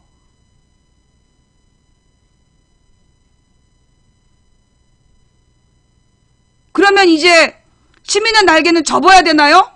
누가 접으래? 일단 어저께까지 본 거 난 화가 났다. 그러니 지금 한 20일 남았으니까 그 솔직히 이 개발 비용은요. 코딩하는 사람들 인건비야. 코딩하는 사람 인건비 주면 되는 거야. 20일이 가기 전에 이거 지금 이번 달 가기 전에 완제품을 보여달라야. 그래놓고 돈 더 모으자는 얘기를 해야지. 그리고 어따 대고 망치 부인님 그만요. 네가 뭔데 그만이야? 너 개발자야? 아니 여러분 이게 말이에요. 이거 요즘에 경제가 얼마나 어려워요. 얼마나 경제가 어려워. 그런데 그 어려운 경제에 사람들이 좋은 마음으로 모금을 해서 일을 하고 있기 때문에 그래서 그 돈을 쓸 때는 정말 잘 나와야 되는 거야. 2천만 원짜리 앱으로도 수억 번은 수십억 번은 사람들이 있는데 자 우리는 모두 지분이 있어. 시민의 날개 후원을 한 사람들이기 때문에 우리는 모두 지분이 있다. 그러니 우리는 당당하게 요구할 수 있어요. 지금 똑바로 하자. 그런 얘기지. 12월까지 똑바로 하자. 그 지금 막 이렇게 뭐 허세 부리고 그렇다고 뭐 디자인이 그렇게 뭐 특출난 것도 아니고 말이야. 미안해요. 내가 그래서 말 안 하고 있으면 나한테 말을 시키지 말아야지. 계속해서 그 얘기를 왜 하냐고. 눈치가 없어 눈치가.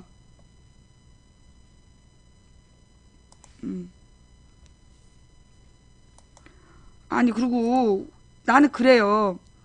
내가 이제 어저께 느꼈던 것 중에 또 하나는 내가 사실 이 얘기를 할까 말까 진짜 몇 번 망설였는데 오늘 하는 거야. 내가 진짜 내가 아까 인트로 한 거 다 황됐어. 나는요 세월호 리본을 나눠주시는 분들이 세월호 리본을 나눠주시는 의미를 알아요. 잊지 말자. 잊지 않겠다라는 의미로 뭐 배지를 달고 리본을 달자 이러는 거잖아요.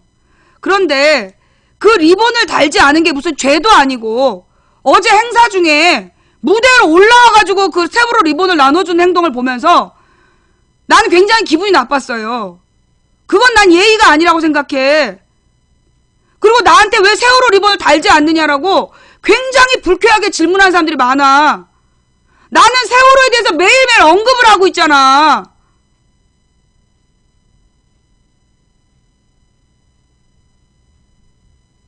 세월호 리본을 달고 싶은 사람은 다는 거예요.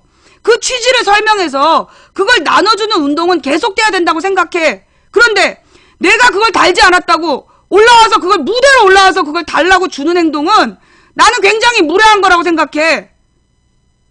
아니에요. 여러 번 있었어요. 예. 노란 리본은 절대 강요하면 안 되는 거야.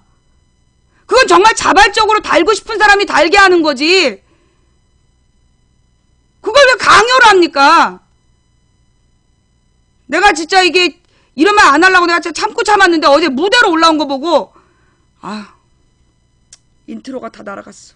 내가 진짜 참으려고 했는데 저는요 그 세월호 노란 리본 세월호를 기억하기 위한 그런 것들은 많이 이루어져야 된다고 생각해요. 매일매일 지하철에서 세월호를 잊어가는 사람들에게 나누어 주고 그 갖게 하고 이런 거는 참 좋은 거라고 생각해. 그런데 그걸 강요하면 안 된다고 생각해요. 기부를 강요하면 안 되는 것처럼 세월호 리본을 다는 것도 강요하면 안 되는 거야. 달아주십시오라고 얘기를 할 수는 있지만 그걸 안 달았다고 무대로 올라와갖고 리본을 달게 하는 나는 그게 도리어 세월호를 기억하는 사람들에게 별로 안 좋은 영향을 미칠 거라고 봐요. 그러니까 그런 흐름이 있나 봐. 그러니까 세월호 리본을 운동한 사람들 중에 그렇게 얘기한 사람도 있는 것 같아. 예.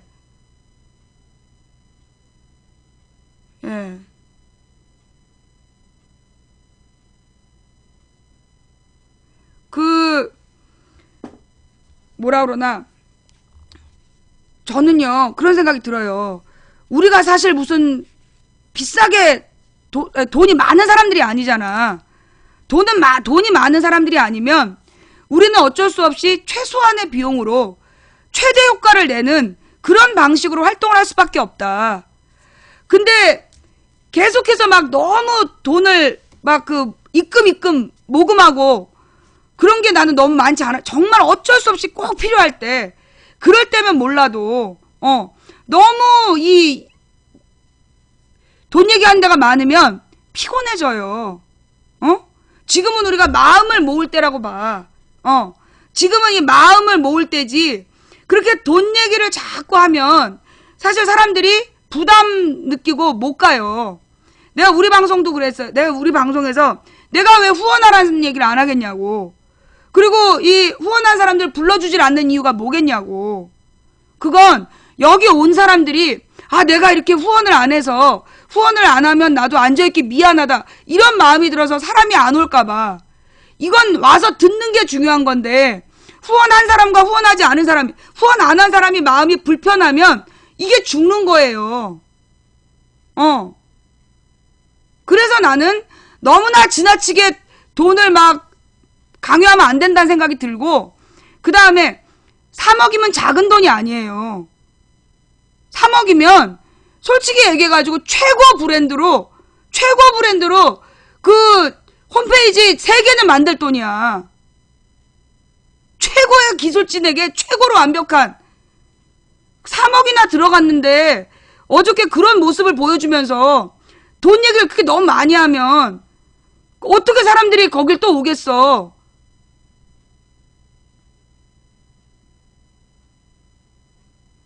그럼 앞으로 시민의 날개는 어떻게 해야 되나요? 우리가 너무 돈 얘기하지 맙시다. 이런 분위기를 만들자는 거지. 그리고 지금 있는 돈으로 최대한의 효과를 뽑자. 작은 돈이 아니다. 돈 3억이면 작은 돈이 아니기 때문에 이미 우리는 투자자야. 그 3억의 가치를 뽑아내야 될 거 아니야. 이번 달이 가기 전에 완제품 만들어내라. 예, 그렇게 얘기하고 그래서 우리가 빨리빨리 지금 4월이 선거잖아요. 4월 초야. 3개월 남았어. 1, 2, 3. 언제 그 사이트를 홍보하고 언제 그 사이트를 모여서 언제 그걸로 주요 활동을 할 거냐고. 이번 달 가기 전에 완성돼야 돼요.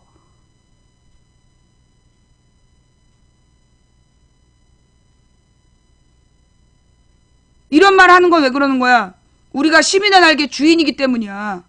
시민의 날개는 우리 거예요. 우리 모두의 거. 그렇기 때문에 이 시민의 날개 그러면 그 막 시민의 날개 들어가서 막 비난하고 그러면 안 되고 지금 어떻게 해야 되는 거야? 빨리 완성하자. 지금 무조건 빨리 완성해야 된다. 12월 말까지 완성. 나는 그리고 이런 생각이 내가 몇 번 내 문 선배님 문성근 대표한테 문자를 보낸 것도 뭐였냐? 그 웹페이지가 있잖아요. 웹 주소가 있다면 나는 이 개발자들이 지금 어느 단계 중이다. 돈이 뭐 얼마를 모금해서 지금 어떤 단계다. 그거 웹 디자인하고 올리는데 하루면 되지 않아 그거? 지금의 상태를 계속해서 업데이트를 해줬다라면 나는 훨씬 더 많은 사람들이 그 신뢰감을 갖고 기다렸을 것 같아. 근데 업데이트가 되지 않고 너무 오래 간 거야. 그러니까 우리 시청자들이 의심하기 시작했고 불안해하기 시작했고 그러니까 지금 갑자기 보여줬는데 너무 준비 없이 보여줬고 그러면 아니라는 거죠. 지금 벌어지고 있는 그 단계를 실시간으로 업데이트를 해서 좀 알려주고 그런 노력들을 개발자들이 했어야 됐는데 그게 너무 없었어. 돈이 3억이 뭐였어요. 3억이 작은 돈이 아니야. 그리고 나는 내가 그 개발자들에 대해서 조금 걱정이 됐던 게 뭐냐. 지금은 솔직히 앱이 필요한 거 아니에요? 맨 처음부터 우리한테 얘기했던 건 앱이었어. 모바일로 그 활동하는 앱을 만들자는 거였잖아. 어? 근데 지금 PC 버전 중심으로 가고 있는 거 아니냐. 예. 지금 누가 PC 프랭카 아니면 PC로 누가 들어가냐고. 홈페이지는 죽었어요. 이게 어떤 누구의 홈페이지도 안 들어가 사실. 지금은 전부 다 모바일이야. 인스타그램, 페이스북, 트위터. 그리고 이 전파력이 강한 게 중요한 거잖아요. 그러니까 지금은 앱 중심이고 전파력 중심으로 고민이 돼야 되는데 어제 나는 좀 그걸 보면서 전반적으로 그게 좀 아닌 것 같다.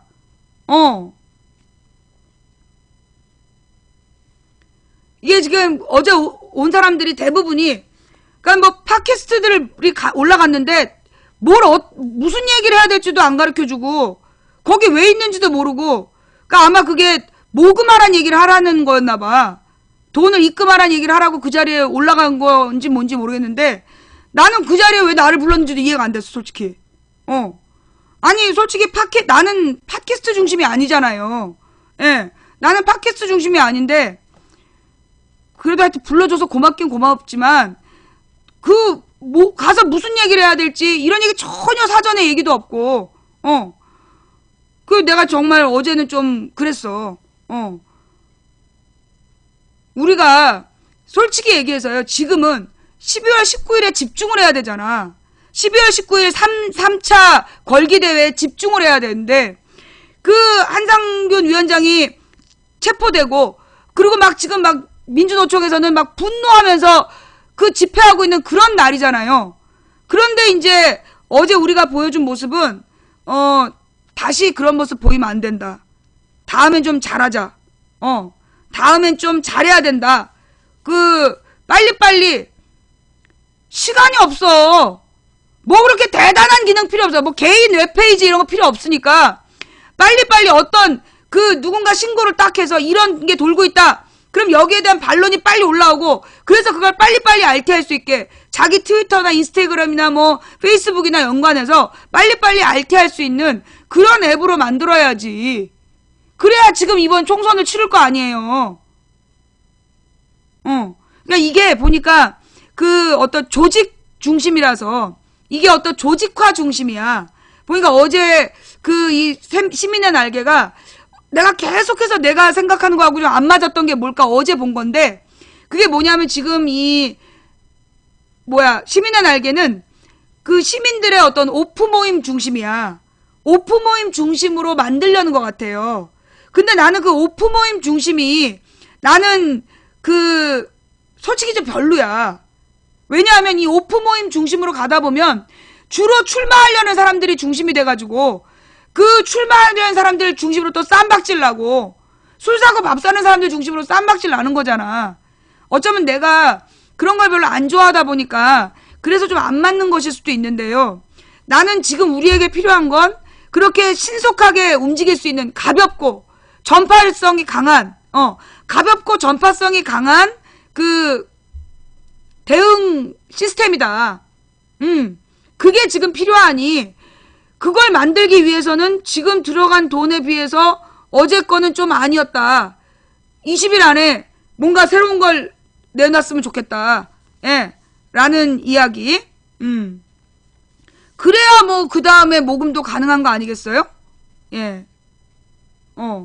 나는 솔직히 얘기해서 오프 모임 중심에 그러니까 이제 국민TV의 조합원이라고 나한테도 국민TV 조합원 모이자 그런 얘기가 많이 와. 오프 모임이. 난 한 번도 안 갔어요. 옛날에 내가 노사모 모임을 가보고 거기서 뒤었기 때문에 노사모 모임을 내가 정말 그때 노무현 탄핵 때 2004년에 좋은 마음으로 갔어. 근데 이게 모임이 계속 되다 보니까 거기서 웬 사람들이 날 질투를 해가지고 나한테 되게 도끼 어린 얘기를 하고 그러더라고. 아니 내가 내 시간 들이고 내 돈 들여서 뭘 그런 데를 가서 그런 얘기를 들어. 그러니까 이제 뭐 대부분의 사람들하고 잘 지냈는데 몇몇 사람이 질투를 해가지고 못되게 굴고 그러더라고. 그래서 안 가버렸어. 그래서 나는 그런 모임 안 가요. 그런 오픈 모임을 가다 보면 사람들이 꼭 그래 자기가 짱 먹어야 되는 사람들이 있어. 꼭 자기가 짱 먹어야 되는 사람들이 목소리를 키우고 자기 주장을 하고 그러다 꼭 싸움이 난다니까? 그래서 나는 우리는 오프 모임을 절대 안 하잖아. 그 다음, 제가 공식적으로 부탁드리는데요. 오프 모임에서 제가 집회를 나갔다든가 이러면 제가 사진 찍는 시간을 드리잖아요. 사진 찍는 시간을 드리고 가볍게 대화하는 시간을 드리잖아요. 그러면 그걸로 끝내주시길 바래요. 너무 오랫동안 너무 많은 말을 하시면 사실 제가 너무 힘들어요. 예? 예. 그러니까 저를 너무나 아끼시니까 그런 건 알겠지. 제가 계속 보디가드 해주겠다는 사람들이 되게 많은데 다 필요 없다 그러잖아. 내가 그럼 다 필요 없다 그러잖아요. 누가 이렇게 옆에 붙어갖고 다니는 걸 내가 싫어해. 그리고 옆에서 계속 뭐 얘기하는 걸 내가 되게 싫어해요. 오고 갈 때라도 나는 시청자들하고 대화하고 싶은데 끊임없이 나한테 무슨 얘기를 계속 해대면 내가 방송에 집중이 안 되는 거야. 예.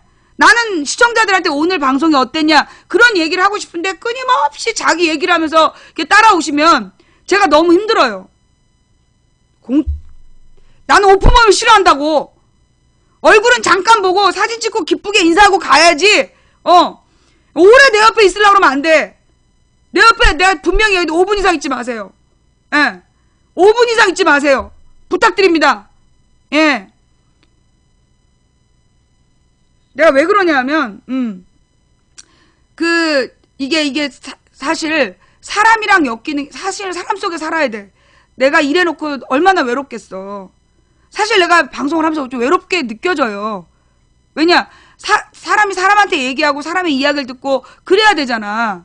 근데 나는 워낙 이 오프 모임을 철저히 철벽을 치고 있기 때문에 내가 이제 노사모에서 별로 안 좋은 기억이 있었고, 그 다음에 또 한 번은 이제 뭐 김근태 친구들이란 데서 또 안 좋은 기억이 있었기 때문에 오프 모임을 안 나가는 거야.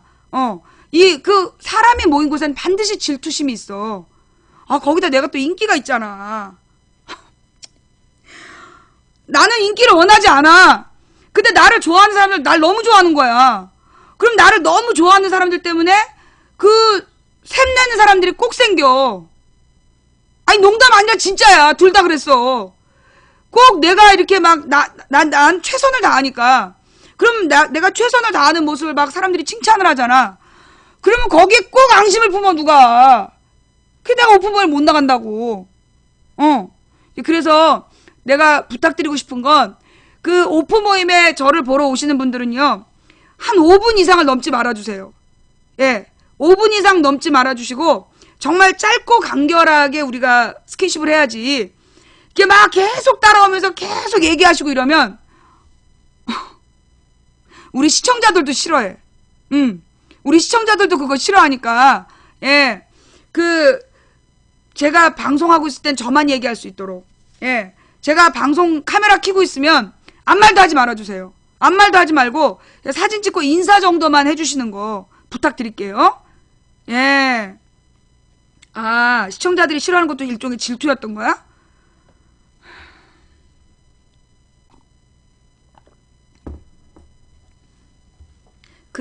같이 다녀도 나를 귀찮게 하지 않는 사람이 안경 낀 화원하고 예. 또 한 분이 있어요. 예, 근데 그분 또 공개되면 막 질투의 대상이 될까봐 누군지 공개를 안 하겠는데 하여튼 그 두 사람이 편한 건 뭐냐?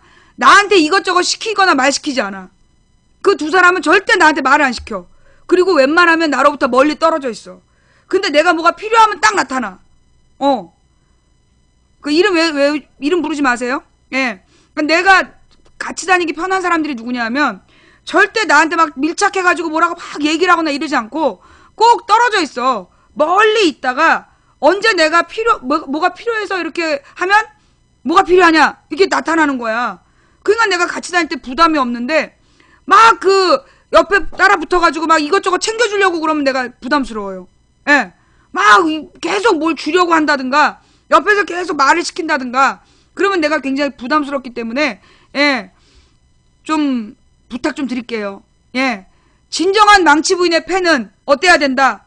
새로운 사람들이 많이 망치부인에게 인사하고 갈 수 있도록 예, 멀리 떨어져 있다가 혹시 이상한 놈들이 들어오는 것 같으면 접근하는 것 같으면 딱 와서 좀 제거해 주는 거. 그 일만 좀 해주셨으면 고맙겠다는 말씀. 예. 부탁드릴게요. 네. 안전거리 유지. 박근혜를 하도 욕하니까 닮아가나 봐. 박근혜가 자기 주변에 사람이 오는 걸 싫어한다며. 아이, 너 미워하면 닮아간다더니 닮아버렸나 봐. 그러니까 정말 망치 부인의 팬이라면, 정말로 망치 부인의 팬이라면 그 망치 부인이 늘 새로운 사람하고 인사할 수 있도록 그 곁을 비워주는 거다. 박근혜는 그걸 안 하잖아. 새로운 사람하고도 악수를 안 하잖아. 나는 새로운 사람하고 악수하고 사진 찍고 이러니까 진정한 팬이라면 좀 거리를 두고, 거리를 두고 가까이 오지 않는 거. 한 번 인사했으면 멀리 떨어져 있다 비상시에만 도와달라. 네, 부탁드립니다. 망치 산성이 필요하다. 그건 좀 아니지. 쓸 때 괜찮은 말 나왔어. 원거리 경호. 진짜 경호원들은요 눈에 안 띄어요. 왜 연예인들이 막 앞에 갈 때 막 깜장색 양복 입고 귀에 못 꽂고 막 이렇게 가는 사람들 다 초짜야. 진짜 경호한 사람들은요 눈에 안 띄어요. 진짜 경호한 사람들은 눈에 안 띄어. 그러다 뭔가 문제가 생기면 딱 나타나서 아무도 모르게 싹 치워주지. 그렇게 막 붙어다니면 옆에서 계속 말 시키고 그런 거 안 한다고. 우리도 이제 의원님을 모셔봤기 때문에 의원님 비서들이 절대 말 안 해요. 이런저런 말하면서 피곤하게 안 해. 왜냐하면 너무 많은 고민을, 특히 우리 김근태 의원 같은 경우에는 혼자서 수만 가지 바둑을 두는 사람인데 자꾸 말 시키면 그게 누가 되는 거야. 나 같은 경우도 내가 정말 고민이 많은 사람이잖아요. 나는 혼자 있을 때 말하면서도 머릿속은 딴 얘기가 돌아가고 있단 말이야. 근데 자꾸만 그렇게 말을 시키면 거기다 내가 아는 얘기를 계속 반복적으로 얘기를 하면 뭐 새로운 정보라든가 이런 것도 아니고 그러면 내가 사실은 지친다고. 오늘 미안해요. 내가 사실은 정말 너무 힘들었어. 그동안 너무 힘들었는데 말을 안 하고 참다 보니까 가령 이제 우리 누구야? 됐어. 하여튼 예쁜 애기라면 나는 몇 번 말 시켜도 괜찮아. 반복적으로 와서 예쁜 우리 지난번에 보여드린 아빠가 외국인이야. 아빠가 외국인인 애기들 둘인데 너무 예쁜 애기들이야. 걔네들이 자꾸만 나한테 뭘 갖다 줘. 그거는 정말 좋거든요. 예. 그래서 내가 정했어. 13세 미만은 망치 부인 옆에 다가올 수 있다. 반복적으로 접근할 수 있다. 그러나 13세 이상은 반복적으로 접근할 수 없다. 오늘 새로 생긴 기준이야. 13세 미만은 망치 부인 곁에 반복적으로 접근이 허용되지만 13세 이상은 반복적인 접근이 안 된다. 이게 내가 지난번에 올해 3월이었죠? 올해 3월이었지? 내가 깜짝 놀랐잖아. 어떤 사람이 텔레그램으로 너무 그럴싸하게 망치 부인의 운동을 가르쳐 주겠다. 그러면서 나한테 접근을 했어요. 그러면서 막 나의 방송을 보면서 감동한 이야기들을 쭉 쓰면서 자기가 나한테 호신 무술을 가르쳐 주고 싶다는 거야. 나도 운동을 해야 되는데. 그래서 만났어. 근데 이 사람이 내 방송을 전혀 모르더라고. 그리고 자기한테 누가 날 소개를 했다는 거야. 그럼 만나는 날 같이 와야 될 거 아니야. 같이 오지도 않고 따로 왔어요. 그래가지고 나한테 1대1로 운동을 시켜주겠다는 거야. 그래서 내가 그러면 방송을 켜도 되죠? 했더니 안 된다는 거야. 아니 모르는 남자랑 1대1로 한 공간에 있는데 카메라를 켜지 말라니. 거기서 무슨 일을 당할 줄 알고. 너 얼마나 놀랬겠어. 그런데다가 이게 나한테 맨 처음 텔레그램으로 얘기를 했으면 그 뒤로 계속 텔레그램으로 와야 되잖아. 텔레그램이 다시는 안 왔어. 그러면서 문자를 보냈는데 그 문자 내용이 완전히 무슨 작업하는 남자 멘트야. 작업하는 남자 멘트로 왜 아줌마 꼬시는 제비족의 멘트? 우리 딸이 그런 거야. 엄마 이거 꼬리 치는 건데? 이 작업 멘트인데? 이러는 거야. 우리 딸이 보고. 내가 아무래도 기분이 굉장히 나쁜 거야. 작업 당해본 게 27년 전이기 때문에 기분이 굉장히 나빴고 딸한테 야, 엄마가 이런 문자를 받았는데 너 이거 느낌이 어떠니? 했더니 이건 작업하는 멘트잖아 엄마. 그래서 수상하다는 거야. 남편한테 보죠. 여보 이거 당신이 볼 때 어때? 그랬더만 그때부터 한 일주일 굶었다 내가. 그래갖고 내가 문자 공개해버렸잖아. 우리 방송에서 내가 그 보낸 문자 다 공개를 해버렸어. 왜? 실제로 무슨 일이 있었냐면요. 우리 되게 트위터인가, 그러니까 왜 SNS 활동을 열심히 하는 진보적인 인기 있는 사람들이 있었어. 그런데 그 사람들한테 조직적으로 남자들한테는 여자가 달라붙고 여자한테는 남자가 달라붙은 거야. 그래가지고 섹스 스캔들을 일으킨 거예요. 성희롱 스캔들. 그게 그러니까는 언제가 2012년부터 그랬어. 12년에 대선하고 총선 사이? 대선하고 총선 사이에 굉장히 인기 있는 SNS 글 쓰는 사람이 있었는데 어떤 여자가 팬이라고 접근을 한 거야. 그래가지고 카톡을 주고받고 서로 이렇게 야한 농담을 주고받은 거야. 나중에 그 야한 농담을 까버린 거예요. 그래서 그 한 사람을 죽여버린 거야. 완전히 묻어버렸어. 그리고 이렇게 진보적인 성향의 사람들한테 막 여자들이 남자들한테 여자가 팬이라고 접근을 해. 그래갖고 뭐 밥 한 번 먹자. 그래가지고 밥을 먹으러 갔는데 자긴 배가 부르니까 간단하게 호프나 한잔 하죠.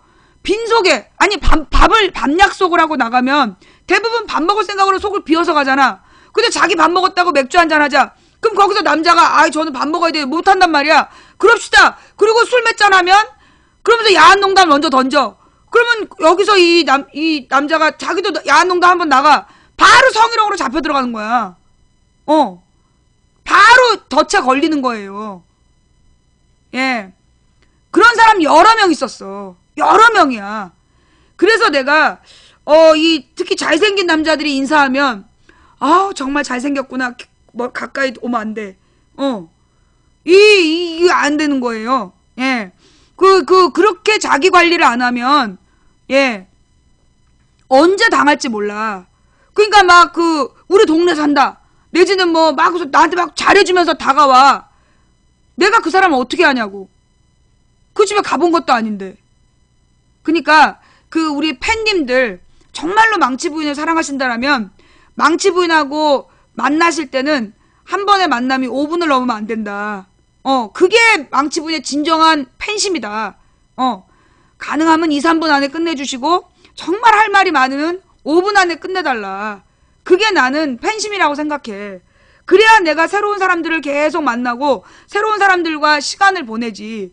보면 꼭 독점하려는 사람이 있어요. 독점해가지고 막 자기하고만 뭔가를 하기를 바라는 사람들이 있는데 나는 그게 정말 싫어. 근데 안경님하고 또 한 분이 그렇게 절대 독점하려고 하지 않고 멀리 있어. 멀리 있다가 누군가 이상한 사람들이 접근하면 혜성처럼 나타나갖고 치우고 가. 그래서 내가 같이 다녀. 예. 부탁드려요. 예. 망치 부인은 3분 망치야. 3분 카레가 아니라 3분 망치. 3분을 넘으면 안 된다. 예. 스피드 망치, 3분 망치. 그게 진정으로 망치 부인이 여러 사람으로부터 사랑받을 수 있게 하는 길이다. 예. 우리 안경님 같은 경우는, 안경낀 화원님 요즘 안경유희로 바뀌었잖아? 안경유희님 같은 경우도 내 주변에 절대 얼쩡거리지 않아. 중간에 나한테 말 시키지 않고. 항상 자기 일을 해. 자기 일을 하다가, 나를 돕기 위해서 안 보이게 일을 해요. 그런 거는 제가 진짜 이 시간을 빌어서 우리 안경님께 감사하다는 말씀을 드리고, 그리고 이렇게 보이지 않게 저를 도와주시는, 예, 우리 한 분이 있는데, 내가 그분에 대해서는 밝히지 않겠어요. 왜냐하면 틀림없이 이게 또 시샘을 해. 지난번에도 그분의 이름을 자꾸 몇 명이 부르길래 내가 그분하고 몇 번 한동 같이 안 다녔어. 근데 안 다니까 불편하더라고. 그래갖고 요즘에 다시 모시게 됐는데 부탁을 드렸는데 여러분이 도와주시는 길은 뭐다? 예. 하여튼 망치 부인을 자유롭게 냅둬야 된다. 예. 절대 그 이름도 언급하지 마세요. 예. 언급하지 마시고 아는 척도 하지 마시고. 네. 저는 그분께 진심으로 감사를 드립니다. 자, 이 망치분 방송 지금 4,000명이 보고 있는데 추천은 2,800. 1,200분이 추천을 안 하셨네요. 예. 오늘 방송이 별론가 봐요. 대단히 죄송합니다. 예. 안경유인님께는 감사해 주셔도 좋습니다. 왜냐면 공개된 인물이기 때문에, 예, 우리 안경유인님께는 여러분들이 이렇게 좀 많이 응원 좀 해주세요. 예, 우리 안경유인 요즘에 많이 지쳐있어. 자꾸 감기도 많이 앓고, 등치에 비해서. 1인 미디어 조합운동을 막 열심히 하려고 그랬는데, 뜻대로 안 됐나봐. 그래서 지금 많이 마음이 많이 지쳐있는 것 같아요. 많이 용기와 위로를 주시기를 부탁드립니다. 예. 자, 그래서 오늘 그 경호 이야기 때문에 얘기가 나온. 근데 사실 이제 이렇게 인터넷상에서 우리가 여러분도 꼭 조심하셔야 될 게 뭐냐 하면, 여러분이 인터넷으로 만난 사람들, 그 인터넷으로 만난 사람들하고 절대로 하면 안 되는 게 뭐야? 인터넷에서 만난 사람들하고 절대로 하면 안 되는 일이 두 가지가 있어. 예.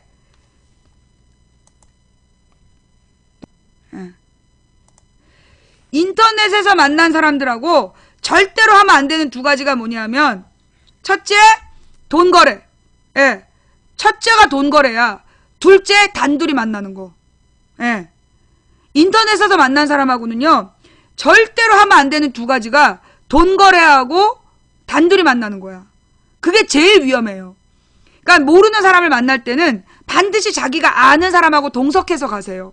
예. 이거 굉장히 중요한 문제예요.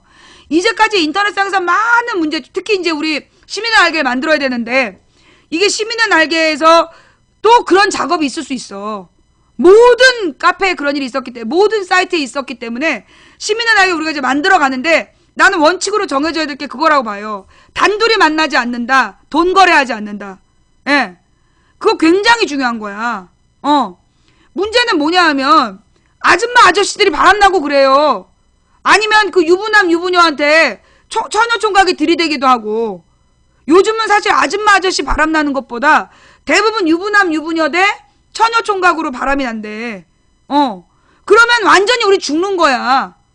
그러니까 우리가 특히 지금 저 시민의 날개가 오픈 모임으로 많이 모일 것 같은데, 오픈 모임에서 해야 될 가장 중요한 그 두 가지가 단둘이 만나지 않는다, 돈 거래하지 않는다. 그걸 원칙으로 하셔야 돼요. 꼭 그 돈 거래를 막 하다가 사고가 터지고, 단둘이 만났다가 스캔들이 터지는 거야. 그러면 우리 시작도 하기 전에 죽기 때문에 그걸 철저히 해야 된다. 예. 그리고 나는 가능하면, 옛날에 그게 노사모에서 배운 건데, 옛날에 노사모가 맨 처음에 만들어졌을 때는 차수 변경이 금지되어 있었대. 1차만 다 같이 하고 끝. 2차를 가지 않는다. 그게 노사모가 맨 처음에 만들어졌을 때 그 했던 원칙이라는 거야. 근데 나는 그렇게 해야 된다고 봐요. 예. 혹시라도 이제 오픈 모임들을 하시게 되면 여러분들이, 차수 변경하지 마라. 즉, 참석자들이 다 같이 1차만 딱 하고 그걸로 끝내야지. 2차, 3차 가면 안 돼. 반드시 거기서 파당이 생기고 분란이 일어나요.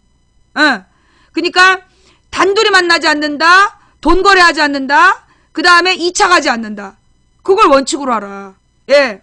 그 세 가지